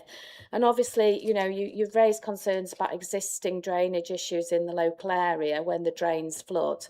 In relation to this scheme, obviously, the surface water, which is the high volume of water from a development, is not going into the drains. It's going into the watercourse. It's not going into either a combined drain or a surface water drain. And those are the drains that are commonly likely to flood in some areas due to maintenance issues or due to historic matters of when those drainage systems were developed. This modern drainage solutions have to follow, as the agent mentioned, a hierarchy of drainage options. Firstly is to infiltrate into the ground. In this case it can't, because as you've mentioned, it's clay. So therefore your next case is you need to look to get to a watercourse, and in this case there is a watercourse adjacent to the site. So provided that surface water is held on site and attenuated, the flow is controlled into the watercourse, it will not result in flooding or worsen the existing conditions.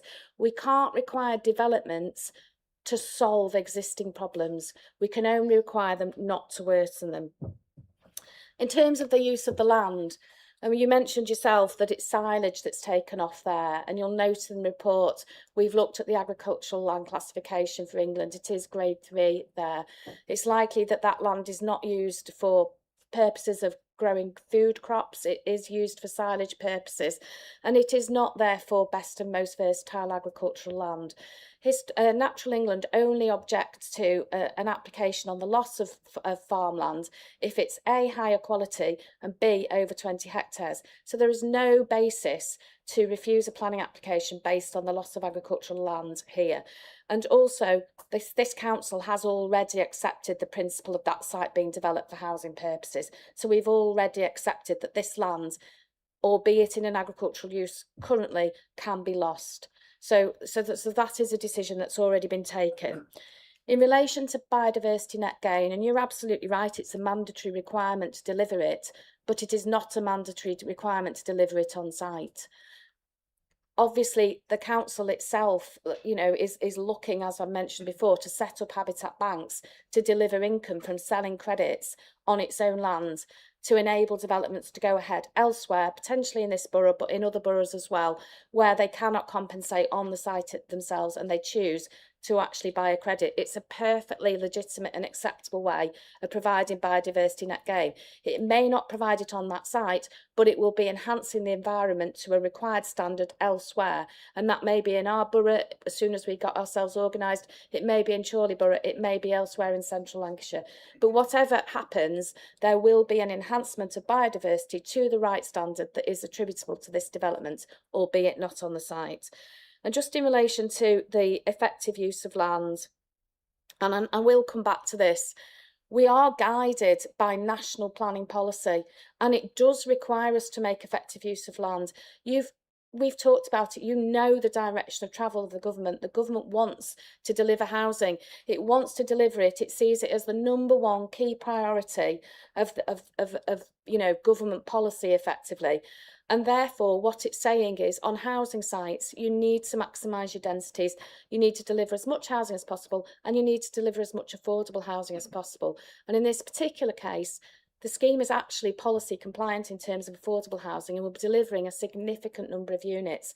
And from the officer's perspective, albeit it doesn't comply with 120, which I have said previously was just a random figure, it isn't binding in any way. The scheme itself does maximise the use of land, isn't harmful to the character and appearance of the area or the wider area of Hutton, because there are other new developments in that area, and therefore officers have taken the decision to recommend an approval. Thank you, Chair. Thank you. Councillor Mulligan. Thank you, Chair. I think we've been round the table. I think I'm about the last person but one to speak maybe at the moment. But I think there's a consensus about the number of houses being a problem.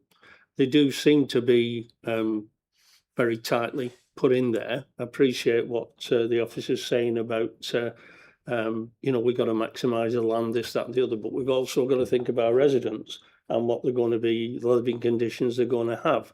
And for me, there are too many houses on that plan. And we should be looking at trying to lower that if at all possible. I know it's been muted tonight about, you know, possibilities of deferral and what that would entail. But I do feel that you know, there's also the highway safety issues as well that considered. To me, there's lots of things that haven't been answered.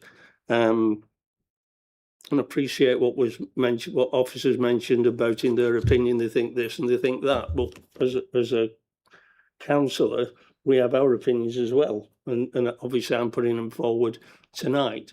So therefore, for me, and it has been muted by one or two of the other committee members, that deferral would be an option to actually look at what can be done on the size of that, flooding, traffic issues and so on. And I think that's, from my point of view, would be the way to go initially, if that's possible to do that. I understand even what the applicant said about, you know, we don't want to go this way, we don't want to go that. But, you know, we are a planning committee that will make that decision, not other people.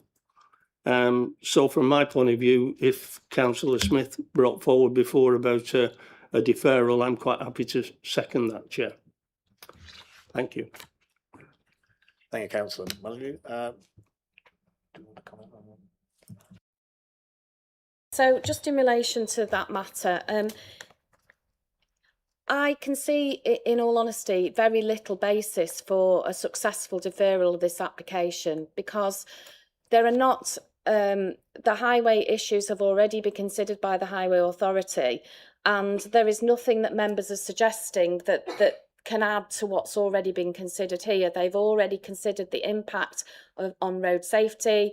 They've considered the impact of vehicular movements to and from that site.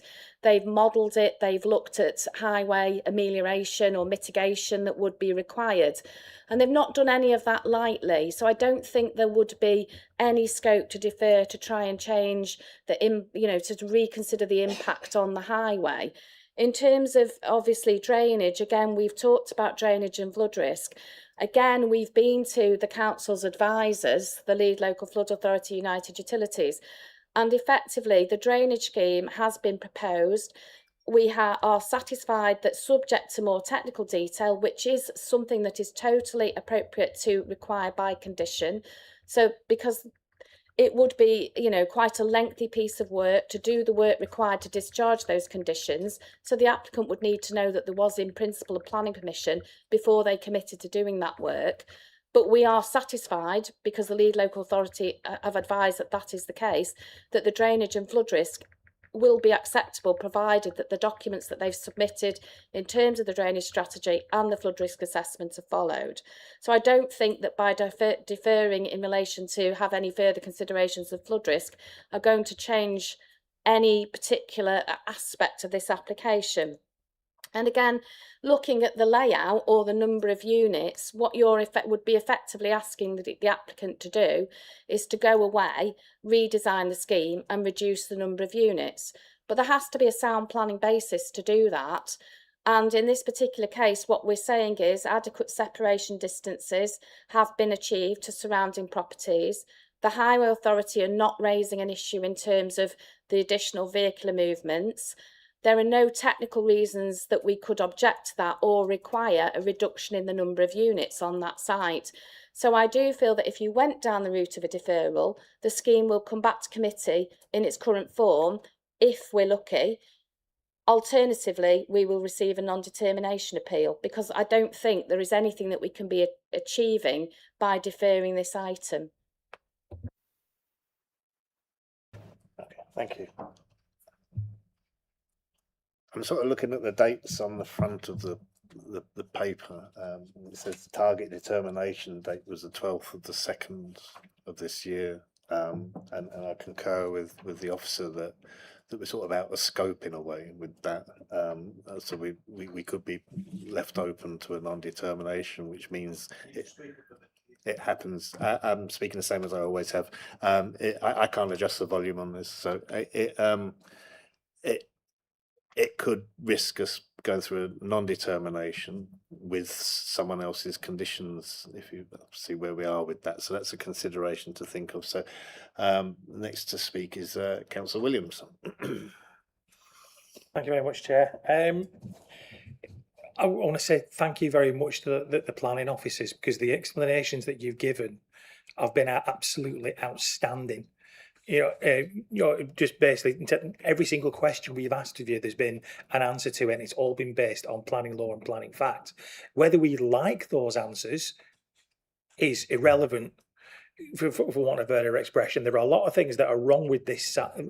Not say wrong with this site. There's a lot of things that we do not like about this site. There's the access side of it, the number of houses, whatever. But notwithstanding that, it is policy compliant.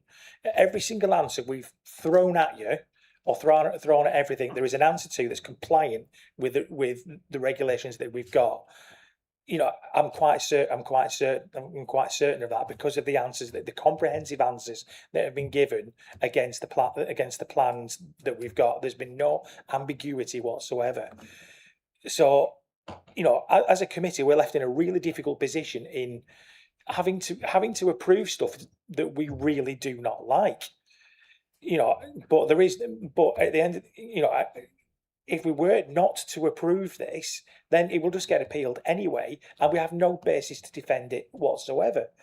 So, with having to move this on, we can't. We could talk around this for the next couple of hours. There is no way we can hang a hat on refusing it. So this is as a formal process. This is a formal proposal that we actually approve this application.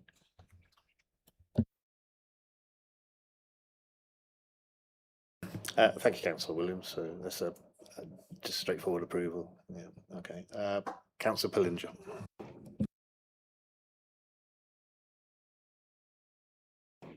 Yeah, thank you. I think, Chair, I have to second that. I have reservations about this. I have positives as well. Most villages and small towns need places where younger people can come into the community and live in appropriate sized houses where they can get onto the housing ladder. And this provides that for a town that has a fairly ageing population in general.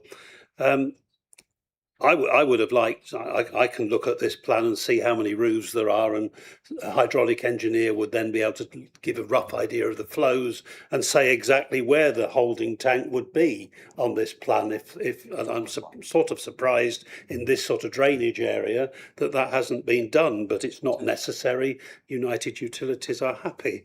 I have one remaining worry. This is one of the first applications we have that makes reference to the to what was given as the outline number on the new plan for the Central Lancashire plan, and it's 40% more dense than that figure that we were given. And I hope we're not making a precedent that will be referred to by future developers. Oh, you've done this here, so every other development of 120 becomes 160. And I know we'll be able to argue on individual cases, but I do worry about the precedent. To second it. You've been beaten to it, as far as that's concerned. It's already been seconded. Okay.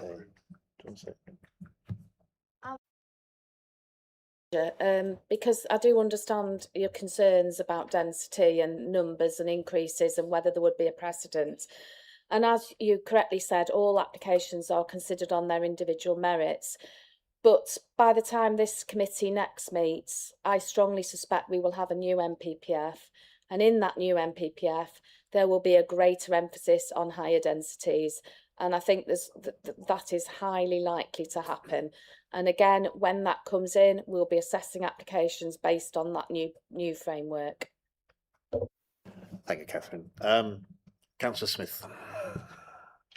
Yeah, thank you, Chairman. Yes, I mean, I've heard all the answers, and which are fully rehearsed, I have to say. But I still don't agree, and there's no reason that I should agree. I think effective use of land in a country area and a farming area is different than filling it full of houses and properties to the exclusion that it can't achieve its biodiversity on site. That's nuts. That's balmy. And I'm not actually saying we don't want to develop, and I think we all realise that the communities that we've got, and it's Hutton is a very small village with a small village hall, and even the parish council are not saying they don't want development. What we want is some controlled development, and what we want is a development that we can sit here as councillors and think, yeah, that looks good. That ticks all the boxes for the local community. It delivers some property, it delivers biodiversity, it delivers all the various aspects of it. And we can sit there and be proud of it. And it's been mentioned about what might come next. Well, goodness knows what might come next if we're cramming properties on here that won't achieve any of their aims with regard to flooding. Well, okay, we can pump it away, but how long does the pump work, and who's servicing that, and all the various other things that go along with it. And we're not against the affordable housing. The delivery of affordable housing is really good. People do need single beds, 2 beds, 3 beds, whatever it might be. But the design, and it's already been pointed out, one of the requirements is, and I can't just got it in front of me now, the design and delivery of these is really, really important. The design of this is awful. It's absolutely awful. And by deferring it, I'm hopeful that could be achieved, and the developer itself, we could support them. The developer itself could be absolutely think that we've actually done a good job there, instead of cramming it full of houses that just doesn't look good. It has been seconded, so I will propose deferment, and on the basis of what I've already said, and we can see where the committee goes with that. I think Councillor Molyneux has seconded it. If I would vote for deferment, and I will propose deferment, Chair. Thank you. Thank you, Councillor Smith. I mean, just going by the paperwork, there's no scope for any time after for deferment. So you would be if we deferred, there would be a risk of non-determination. Just to keep that on the table.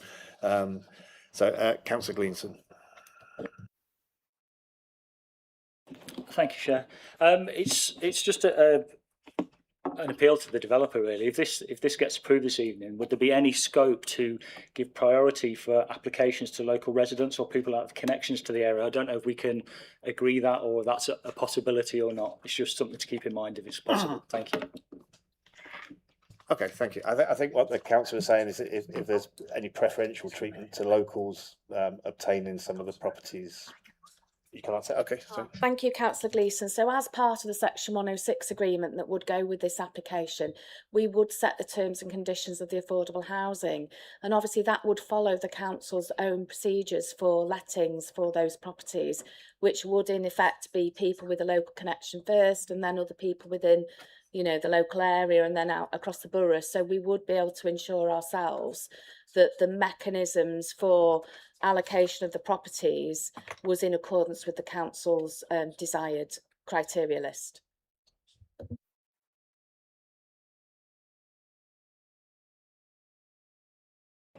Thank you.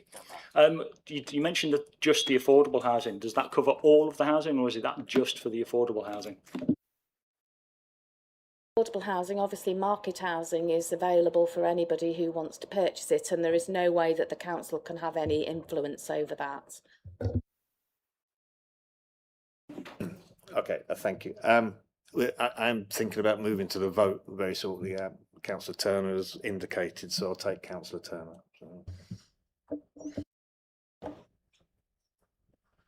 Thank you, Chair. I appreciate that. I'd just like to say, first of all, that I'd like to thank the officers for their very professional approach, because I always try to ask all my questions before the planning committee, and the questions that I had were similar to the key themes that people have brought up tonight, and I feel that the officers have spent an enormous amount of time on this, an enormous amount of research into the issues that have probably come up from both the residents from the portal, and I assume other councillors who've spoken to them. So I'd like to thank you for your professional response to my questions. Secondly, I think you've just answered my second question, which was the critical housing shortages in this country are across the abroad, and it's being well documented now that we'll have a generation of children that will never be able to afford to buy their own house, and it's something I'm really passionate about, although it's not relevant to the information that's been presented today. And I was going to ask if it was possible within the 106 agreement to make sure that none of the houses that are going to be privately sold can be sold to people as second homes because of the housing issue. I think you've already answered that question by telling me you have no control over the private properties that are to be sold, which are to be sold. So personally, I think that's a shame. But anyway, thank you for your support and help to me over the last couple of days, where I've made a number of queries, and you've answered my questions really professionally. Thank you.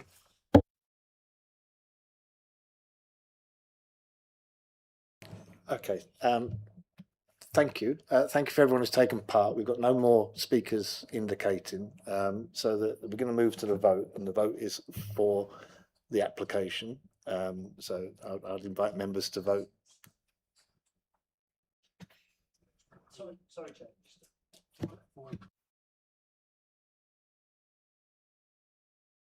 It's not been seconded.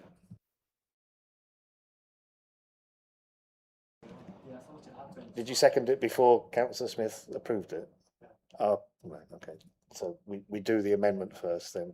So what we're voting for now, sorry for the confusion, is for deferment. Keep in mind that we are out of scope with that, and it does come with some risks. Thank you.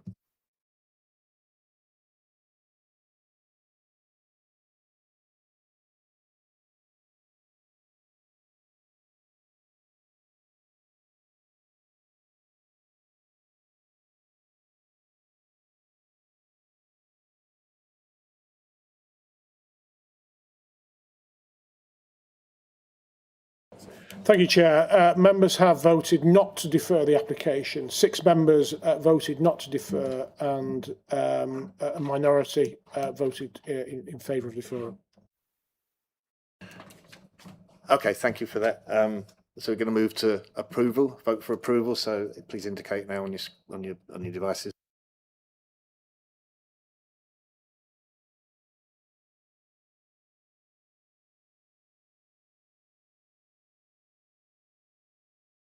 Thank you, Chair. Members have voted to approve the application for planning permission.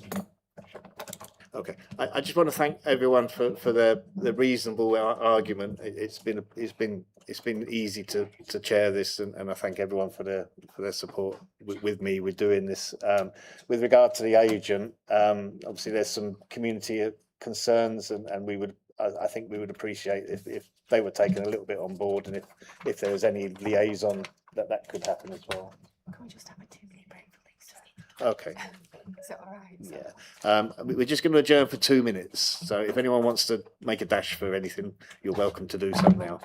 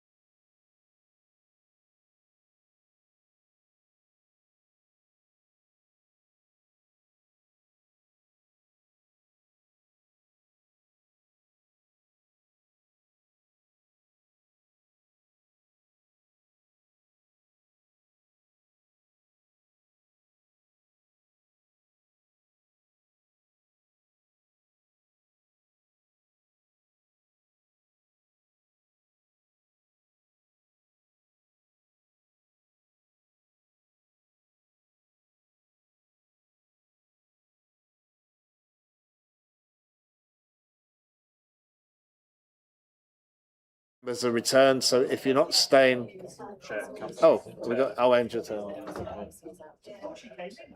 She did. Yeah. Okay. Push.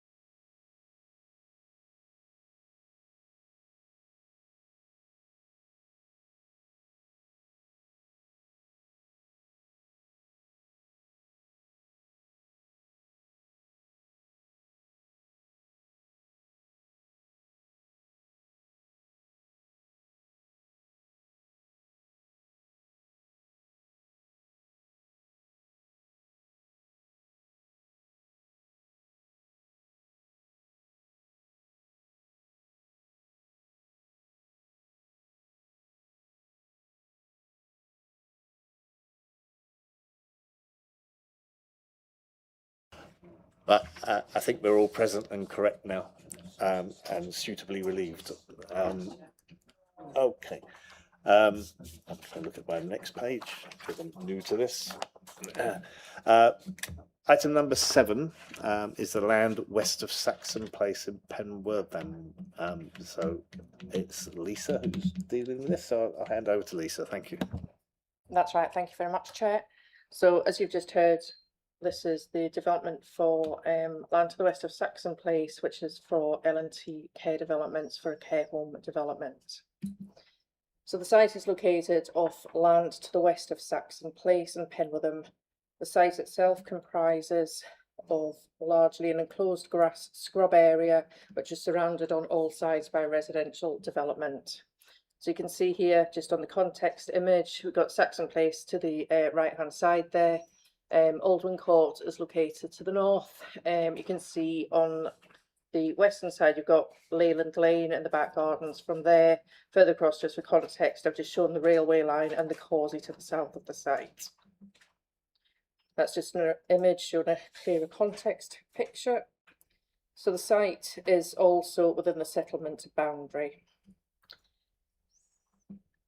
So these are some images just of the site, so you can just see the area itself with the residential development on its perimeters. Photograph in the middle there is the existing access of Saxon Place, where you've got a footpath on either side of 2 metres in width and a road width of 5.5 metres. The left-hand picture there is the image from Aldwyn Court. And the right-hand side is looking back the way from Saxon Place, just showing the 2-storey residential development there.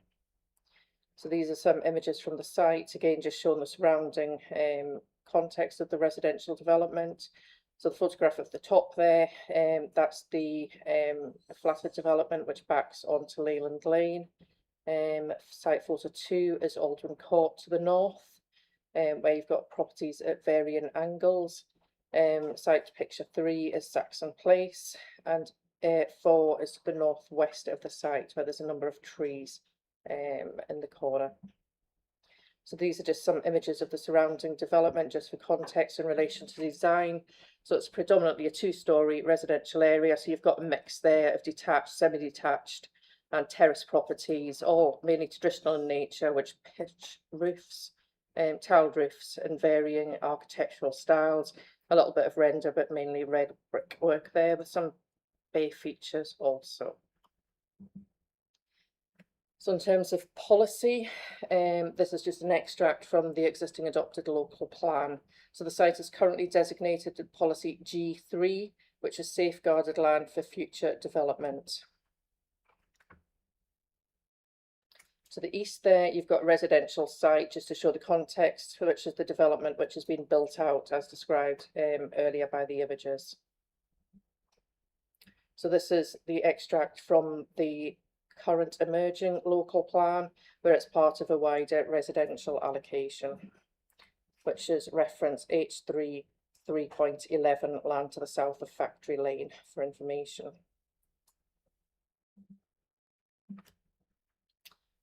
This is the flood map for the area, just to identify and confirm that the site is wholly within flood zone 1, which is least likely to flood. So the site lies in a sustainable location close to bus stops on both sides, on both Leyland Road and onto the Causey. It's considered the proposed site as a sustainable location for the development of a care home. As said earlier, it's within the settlement boundary, close to public transports and services. The proposed C2 use is considered to be compatible with surrounding residential development, and the need for the home has been identified, which is set out in more detail in section 10 of your officer report. PPG at a national level also recognises the critical need for properties for older people. So just to summarise in terms of the use, the council considers it to be a suitable use as identified in terms of the future allocation and the emerging plan. In terms of the proposal itself for a care home, site layout is now shown on to your screen. So it comprises 2-storey building which has 66 bedrooms for older people, which is use class C2 in terms of planning use classes. It will have associated access from Saxon Place and adjacent development, parking to the west there, where the parking court is highlighted. And you've also got a number of other smaller buildings, cycle store, etc. as well. There's also landscaping surrounding the building and the car parking area. The proposed building would be provided in an H-shaped building with a footprint of some 1,830 square metres. It would be capable to provide residential and dementia care to residents. The communal facilities would be provided within the central core area of the building. So this is the ground floor layout plan. You can see the sort of light green colours are all communal areas, where at the frontage you've got the reception area. In the central area, you've got lounge dining room areas where you've got commercial kitchens where food will be prepared. There's offices for staff and clinical areas, plant and storerooms, a commercial laundry, assisted bathrooms, hair salon and staff rooms. The first floor layout is very similar in terms of where rooms are provided with central corridor access to all floors. There's also 2 lifts within the building. At first floor level, you also in the central core element have dining facilities and seating areas.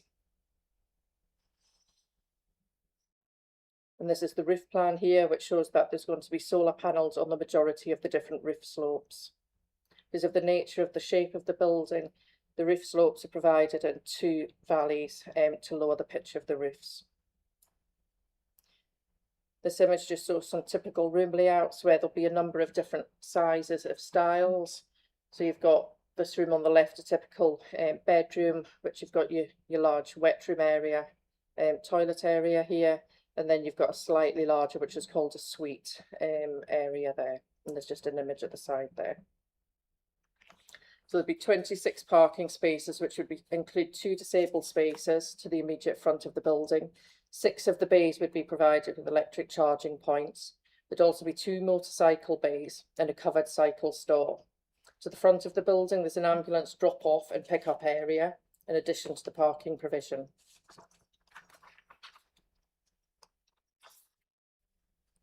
Spatial separation distances between existing dwellings and the proposed care home are to an acceptable standard and comply with our design guide and SPD. Therefore, there would not be any significant loss of privacy or overbearing impact to adjacent dwellings. The design of the building takes into account local character and is considered to be appropriate in terms of design and appearance, with the building broken up with a number of gables and articulation. You can see here the main elevation is facing west to the frontage there, where you've got the entrance in the middle there. So you've got the use of brick and render to break it up, and a parapet wall, and then slightly to the corridor ends, it lowers slightly in terms of the roof form, where the corridor both ends. Similar elevation on the eastern side, which is the rear, and then you've got the 2 side elevations. There are no objections from any statutory consultees, including from highways, ecology or other environmental considerations. Mitigation conditions are included in the report as set out before you. Upgrades to 2 bus stops would be provided as set out in the report, and a section 106 would be progressed to secure BNG monitoring. The recommendation, sorry, I'll go back. There's just subsections here just to show how that it complies with distances in terms of the SPD. And that's your landscaping plan here in terms of, there'll be some on-site BNG as well, which will be secured by a monitoring sum. And there's a couple of proposed CGI views here from the entrance and the car parking area. So at the front, you can see where the ambulance drop-off bays are, and you've got footways from the car park as well. And that's a potential image from the rear of the building, just showing where there'll be some seating out areas and a landscaping plan, which is proposed to be conditioned. The recommendation is as set out in the report that the decision is to grant planning permission to be delegated to the head of planning and enforcement in agreement with the chair and vice chair of planning committee, subject to the conditions recommended in the report and the satisfactory completion of a section 106 legal agreement to secure the on-site BNG. Also, there is a minor amendment which appeared on your late update sheet, just with some additional wording inserted to condition number 14. Thank you, Chair. Thank you, Lisa. We have one registered speaker, and it's Tracy. Tracy, yeah. You just want to come to the microphone. When you're ready to speak, if you push the button, and the timer will start. We have 4 minutes. Thank you. Got my rumbling tummy.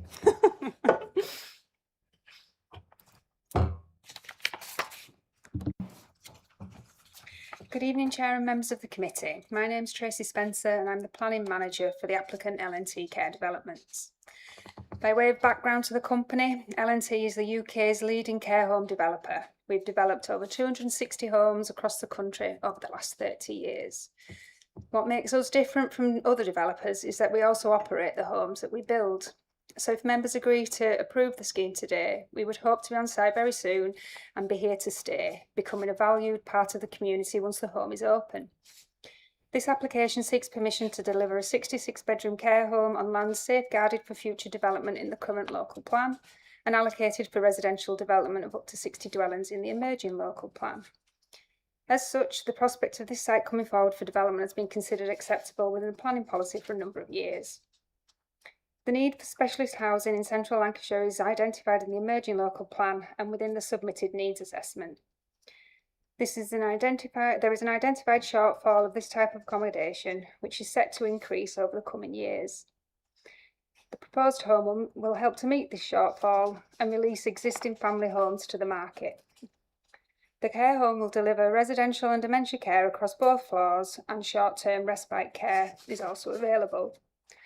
All rooms are fully accessible with ensuite wet room facilities.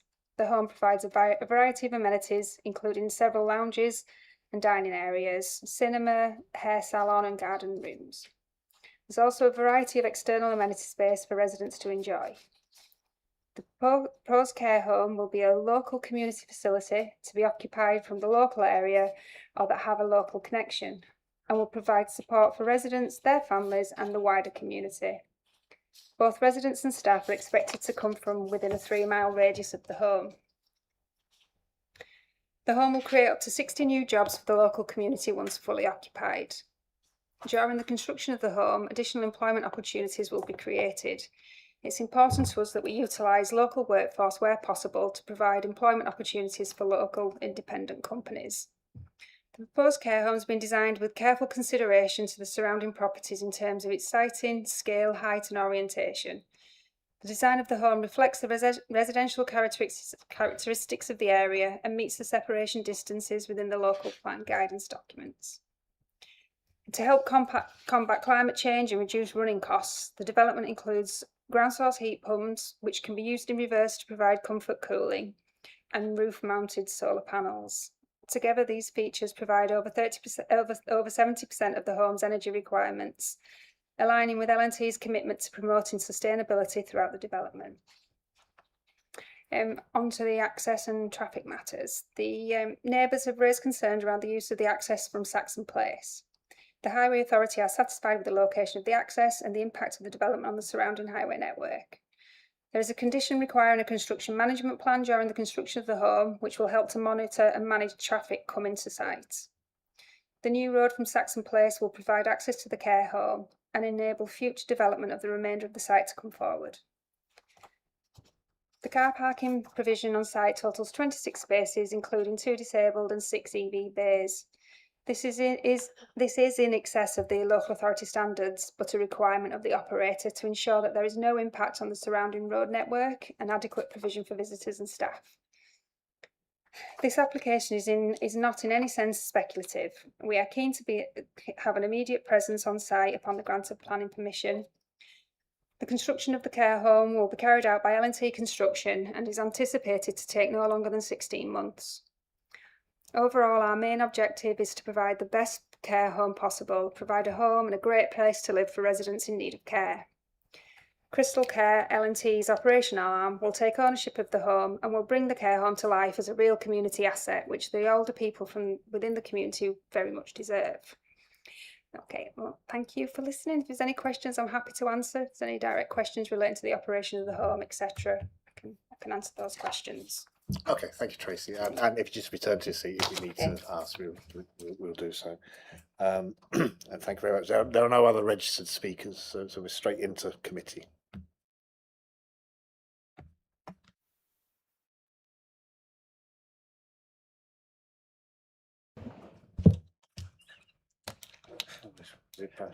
Councillor Williams, got it. I think I have to speak to Councillor Smith just by a millisecond. I thought we'd have enough hiatus there, Chair. Yeah, you're looking around. Yeah, yeah. Looking at this, I know in this particular area, there's been an awful lot of building, and there still is an awful lot of building in this particular area. And you know, we can have various things around signs and things. The area is looking particularly cluttered in various different points, but besides all that, this does seem a very sensible use of a patch of land that's there. And speaking personally as somebody who has had to find care facilities for an elderly relative suffering from dementia, trying to find a facility within South Ribble was extremely difficult and extremely distressing at the time. And to have another type of these premises in the area, I think would be a massive community asset. There are, you know, a couple of issues around access. You know, it is regrettable that it's just going through one small street, but it's perfectly obvious from the layout of that street it was blocked off for a reason, for access for further development. So anybody that's living there, it's perfectly obvious that it's not just a cul-de-sac that's been opened. It is there as a patch of a relatively new development. There's a patch of land that was always going to be extended. So you know, and obviously it's been built that way. So you know, again, it's regrettable that the BNG isn't satisfied on site, but you know, that's a policy thing. That's nothing there's nothing we can affect there. But the developers have done as much as they possibly can to make the development self-sustainable with heat pumps and also solar generation. So you know, I can see a lot more benefits with this than far more benefits than I can deficits or disadvantages. So I'm quite happy to propose approval. Thank you, Councillor Williams. I think Phil Smith, you were indicating but failed to continue to indicate. Whichever. I've got nothing to add to that, I don't think, Chair. I think the presentation was very clear and very good. And I think the bit that I heard, that residents and staff will be from a 3 mile area, which is absolutely outstanding, to be quite honest. And then to be completed in 16 months is even more outstanding. So I would second approval, Chair. Thank you. Councillor Pritchard, do you still want to speak? Yes, please.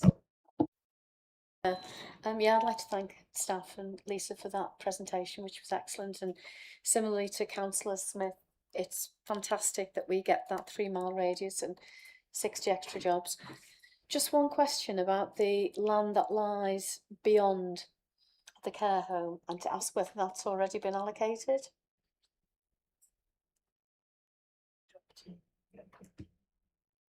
Thank you, Chair. Yeah, just in answer to that question, that site is part of a larger site for residential development, but the application before us only relates to that northern half of the site. Obviously, the way it's been designed with the access road doesn't preclude any future development, but in the current time, there's no proposals on that site. Thank you.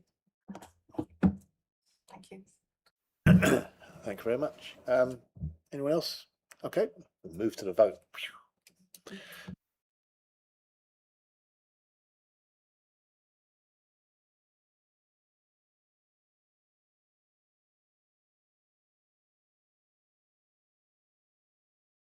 The application for planning permission. Okay, thank you very much, and thank you for your attendance. There is, I'd like to make a comment. There is, as I say, you've already heard, there's a lot of development going on in that area. So the more we can do to sort of mitigate any intrusion into the residents' lives that are being intruded already. I mean, the other applications have their own conditions which they should adhere to, but just mindful if you just sort of consider the neighbours in that respect, because everything's coming down that road, isn't it? So.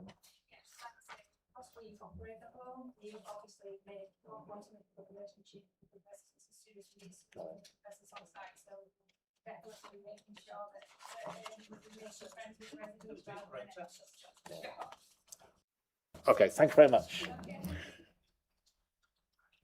Okay, wonderful. Are we ready?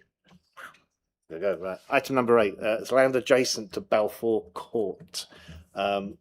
Councillor Hayden Williams had I mean, are you still happy with your declaration on this?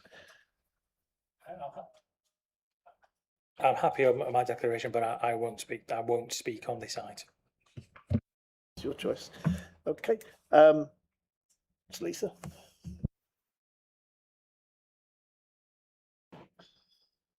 So yeah, this application is before us because it relates to a council application in the town centre as part of the town deal proposals.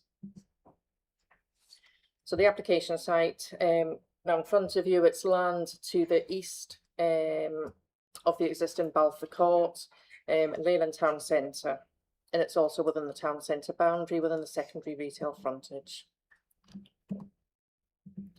So I'm sure most of you will be familiar with the site because there have been a number of other town centre applications in recent months. So just for a bit of context, you've got the application sites in the centre here.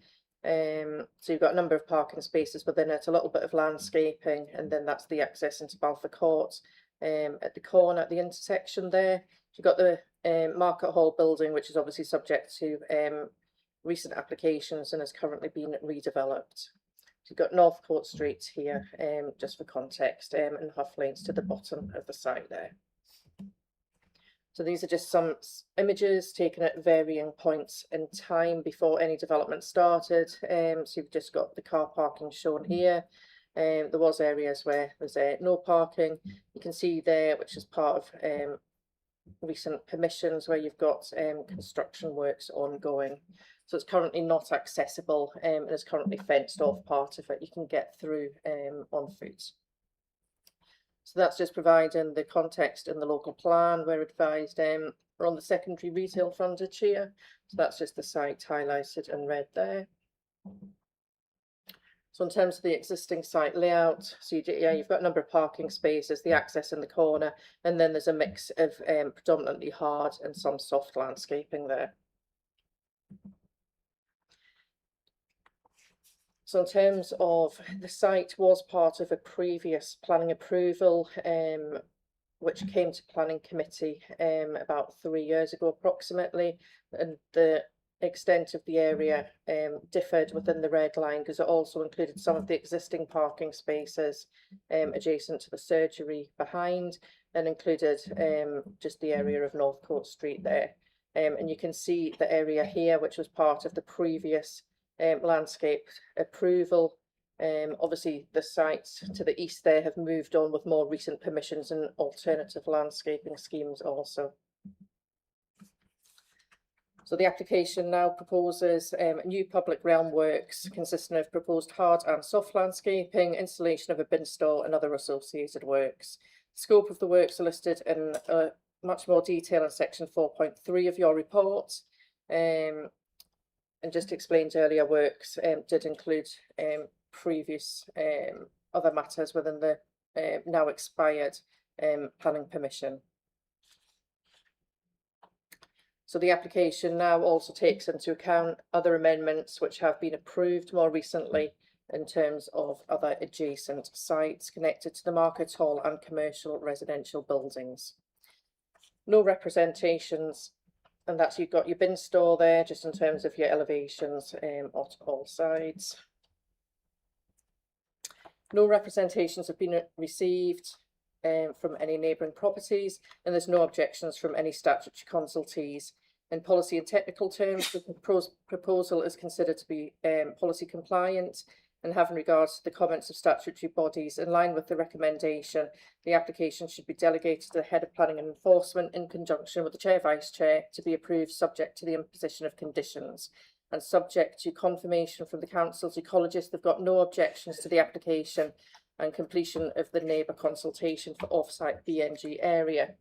So just to explain that in further detail, as you'll have seen in the report, because the application before us now has to comply with BNG, there is a small amount of soft landscaping on the site, so that has to be compensated.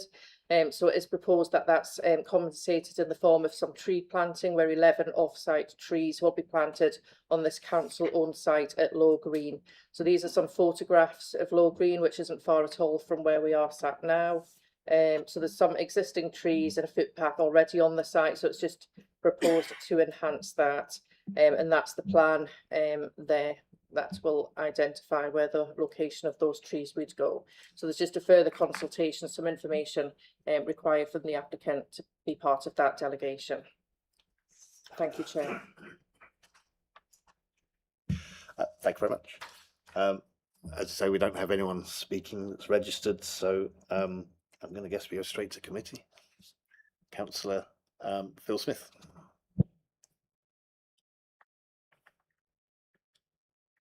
Yeah, sorry, Chair, I couldn't hear you. You're introducing me. Good, thank you. Yeah, well, it's part of the Leyland Town deal, and we've seen lots of these, and very shortly, I'm sure it will be coming to some sort of conclusion. I think we all look forward to that. With regard to the BNG, and I got a look up from over there about the BNG. It's the sort of place where you can take it off site. How are you going to do it in a town centre, which was completely different than the other application, which could have been done on site and should have been done on site. However, I'll propose approval, Chair. It's a good application, and yeah, the much needed public realm is looks as though it's on its way. Thank you. Thank you, Councillor Smith. Councillor Gleeson. Thank you, Chair. It's just a quick question about the trees, really, that they're planting. How many did we say? Was it 8 or 9 trees? Will these be mature trees or will they be saplings? Just a bit more detail. 11 trees. 11 trees. The precise details of those is part of what is still to be considered, and further information from the ecologist has been requested from the applicant. Okay. Anyone else want to speak? So we need a seconder if someone wants to. Oh, I think you have to push your buttons. Which one's first? Quick. Okay. Pete Pillinger. It's you. Is that your second in that, Councillor? Yes. Anyone else want to make a comment? Okay, straight to the vote. Whoosh.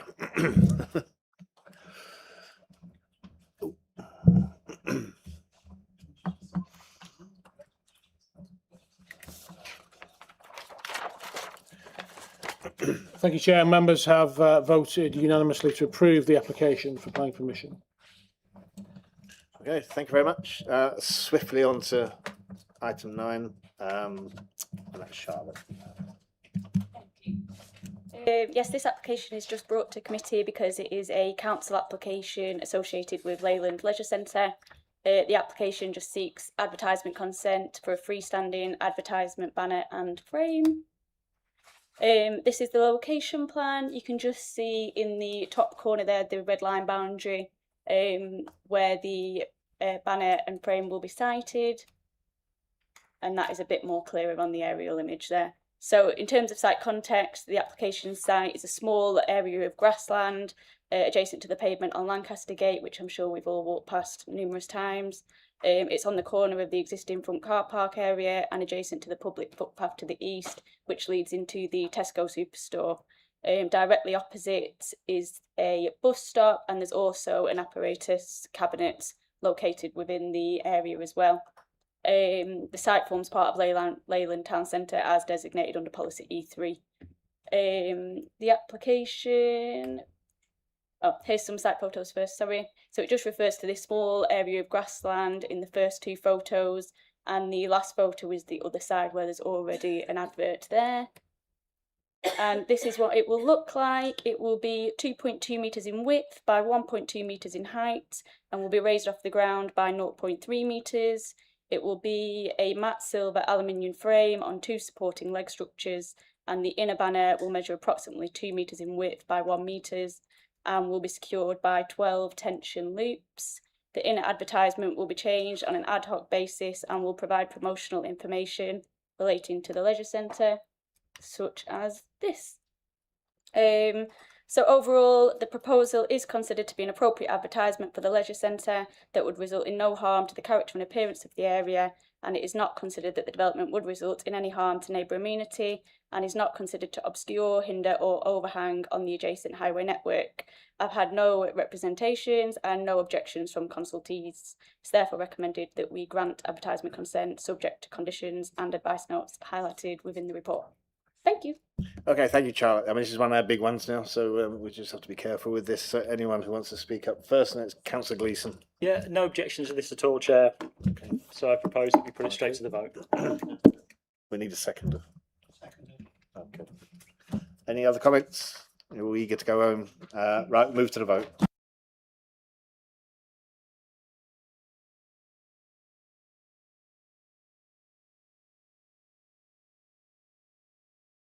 Unanimously to approve the application for advertisement consent. I wish to thank everyone for being kind to me in my first and hopefully only presentation from here. I'd like to